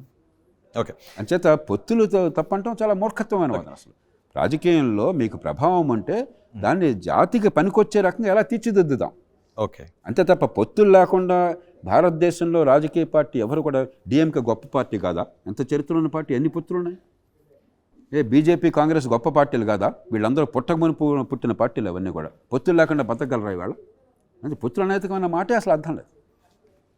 ఒక 6 పార్టీలు చెప్తాను. 6 పార్టీలకి మీరు ఎన్ని మార్క్స్ వేస్తారో ఫైనల్గా? కాంగ్రెస్కి మీరు ఎన్ని మార్క్స్ వేస్తారు? ఈవేళ పరిస్థితుల్లో చాలా బాధాతప్తవుతుంది. కాంగ్రెస్లో నాయకులంతా చాలా అత్యంత సన్నిహితులు నాకు. కానీ దేశ ఆర్థిక ప్రగతి పట్ల ఏమాత్రం అవగాహన లేకుండా, తాత్కాలికమైన తాయిలాడు తప్ప మరో పాలన లేకుండా, ఎక్కడ నేను పొరపాట్లు చెప్పాను ఏమన్నాయో వీటి మీద దృష్టి పెట్టి దీనికి ఇవి చేస్తామంటే నేను చాలా సంతోషించేవాడిని. అవేమీ లేకుండా రాజకీయం చేస్తున్నారు. కొంచెం ఔదార్యంగా ఇస్తున్నాను కాబట్టి ఇది. బీజేపీకి ఎన్ని మార్క్స్ వేస్తారు? ఆర్థిక ప్రగతి, ఉపాధి కల్పన, ఒక దేశ భవిష్యత్తు పట్ల అవగాహన, మౌలిక సదుపాయాల విషయంలో ఫస్ట్ మార్కులు. కానీ మిగతా ఉన్నాయే, ఎన్నికల వ్యవస్థ కానీ, అధికార కేంద్రీకరణ కానీ, అవినీతికి వ్యవస్థాగత నిర్మూలన కానీ, చట్టబద్ధ పాలన కానీ గతంలో పొరపాట్లే కొనసాగుతున్నాయి. కాబట్టి ఇది అవి చేస్తే 4కి వెళ్ళిపోవచ్చు. 4. ఓకే. బీఆర్ఎస్కి ఎన్ని మార్క్స్ వేస్తారు? బీఆర్ఎస్ 2 గొప్ప పనులు చేసింది, చాలా తప్పు పనులు చేసింది. ఇందాక చెప్పాను కదా, అధికార కేంద్రీకరణ, అవినీతి, కుటుంబ పాలన, అహంకారం, అందుకే ఓడిపోయింది. ఇవన్నీ ఉన్నాయి. కానీ 2 గొప్ప పనులు ఉన్నాయి. అది కూడా ఈ అభివృద్ధి సంక్షేమానికి కొంత సమతూకాన్ని తీసుకొచ్చి అభివృద్ధిని కొంత సాధించారు. ఇది ఏమాత్రం చిత్తశుద్ధితో మాట్లాడినా కూడా సాక్ష్యాధారంగా మీరు. అందుకనే హైదరాబాద్ నగరం చుట్టుపట్ల పెద్ద ఎత్తున ప్రజలు పట్టం కట్టారు. కాంగ్రెస్ పార్టీకి 1 సీటు కూడా రాలేదు. వైసీపీకి ఎన్ని మార్క్స్? కానీ పూర్తి చెప్పండి. ఓకే. అలాగే రెండోది, ఒక ఉద్యమం నుంచి ప్రాంతీయ ఉద్యమం నుంచి వచ్చింది. ఆంధ్ర తెలంగాణ అంత పొరపొచ్చాలని చాలామంది భయపడ్డారు. ఆ పూర్తిగా మనసుల్లోంచి ఆ వైమనస్యాన్ని, ఆ కల్మషాన్ని తొలగించి ఏమాత్రం తేడా లేకుండా చేయగలిగారు. ఆ 2 కారణాలుగా వాళ్ళని గౌరవించాలి. కానీ ఖచ్చితంగా వైఫల్యాలు చెప్పాను కదా, ఆ వైఫల్యాలు ఉండబట్టే ఇప్పుడు ఎన్నికల్లో ప్రజలు మద్దతు ఇవ్వలేకపోయినారు. వైసీపీకి ఎన్ని మార్క్స్ వేస్తారు? ఇందాక చెప్పాను అనుకుంటా. వైసీపీకి చెప్పలేదు. కాంగ్రెస్, బీజేపీ, బీఆర్ఎస్ని తీసుకున్నాం. వైసీపీకి ఎన్ని మార్క్స్ వేస్తారు?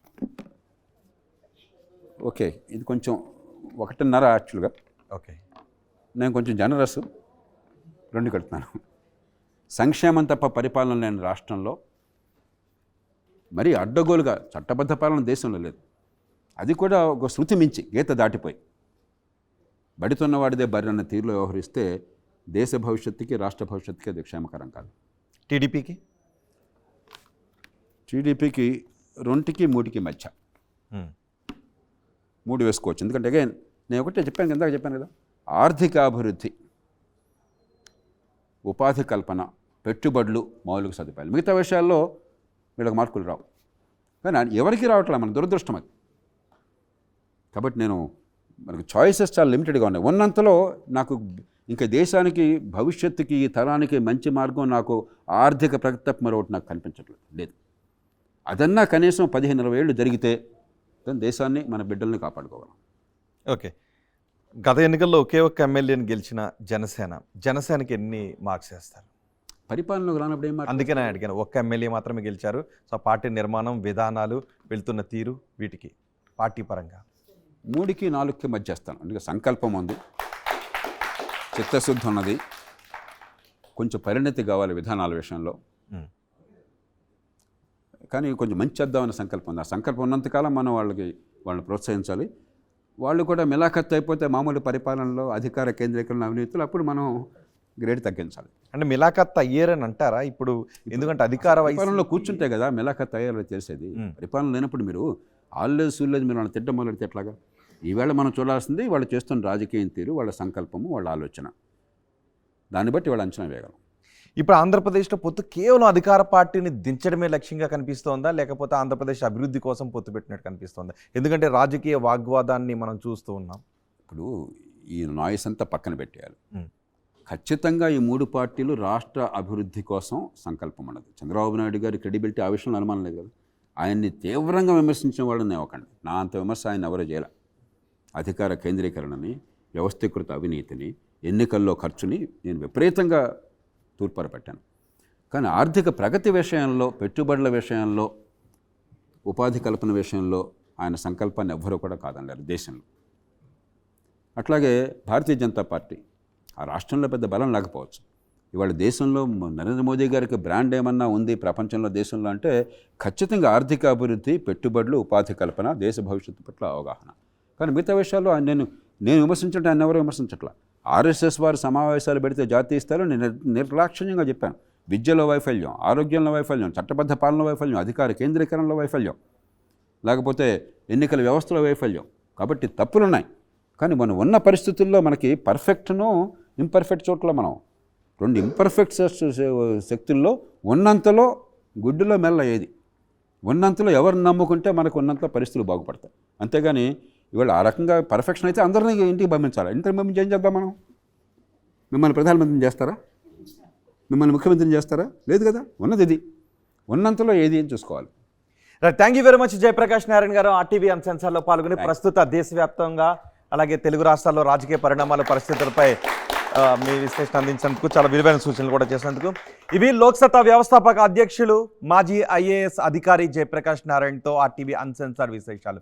తాజా సమాచారం కోసం చూస్తూనే ఉండండి RTV. మరిన్ని వీడియోస్ కోసం ఛానల్ ని సబ్స్క్రైబ్ చేయండి. లేటెస్ట్ అప్డేట్స్ కోసం వాట్సాప్ ఛానల్ ని ఫాలో చేయండి. అండ్ లింక్ డిస్క్రిప్షన్ లో ఉంది.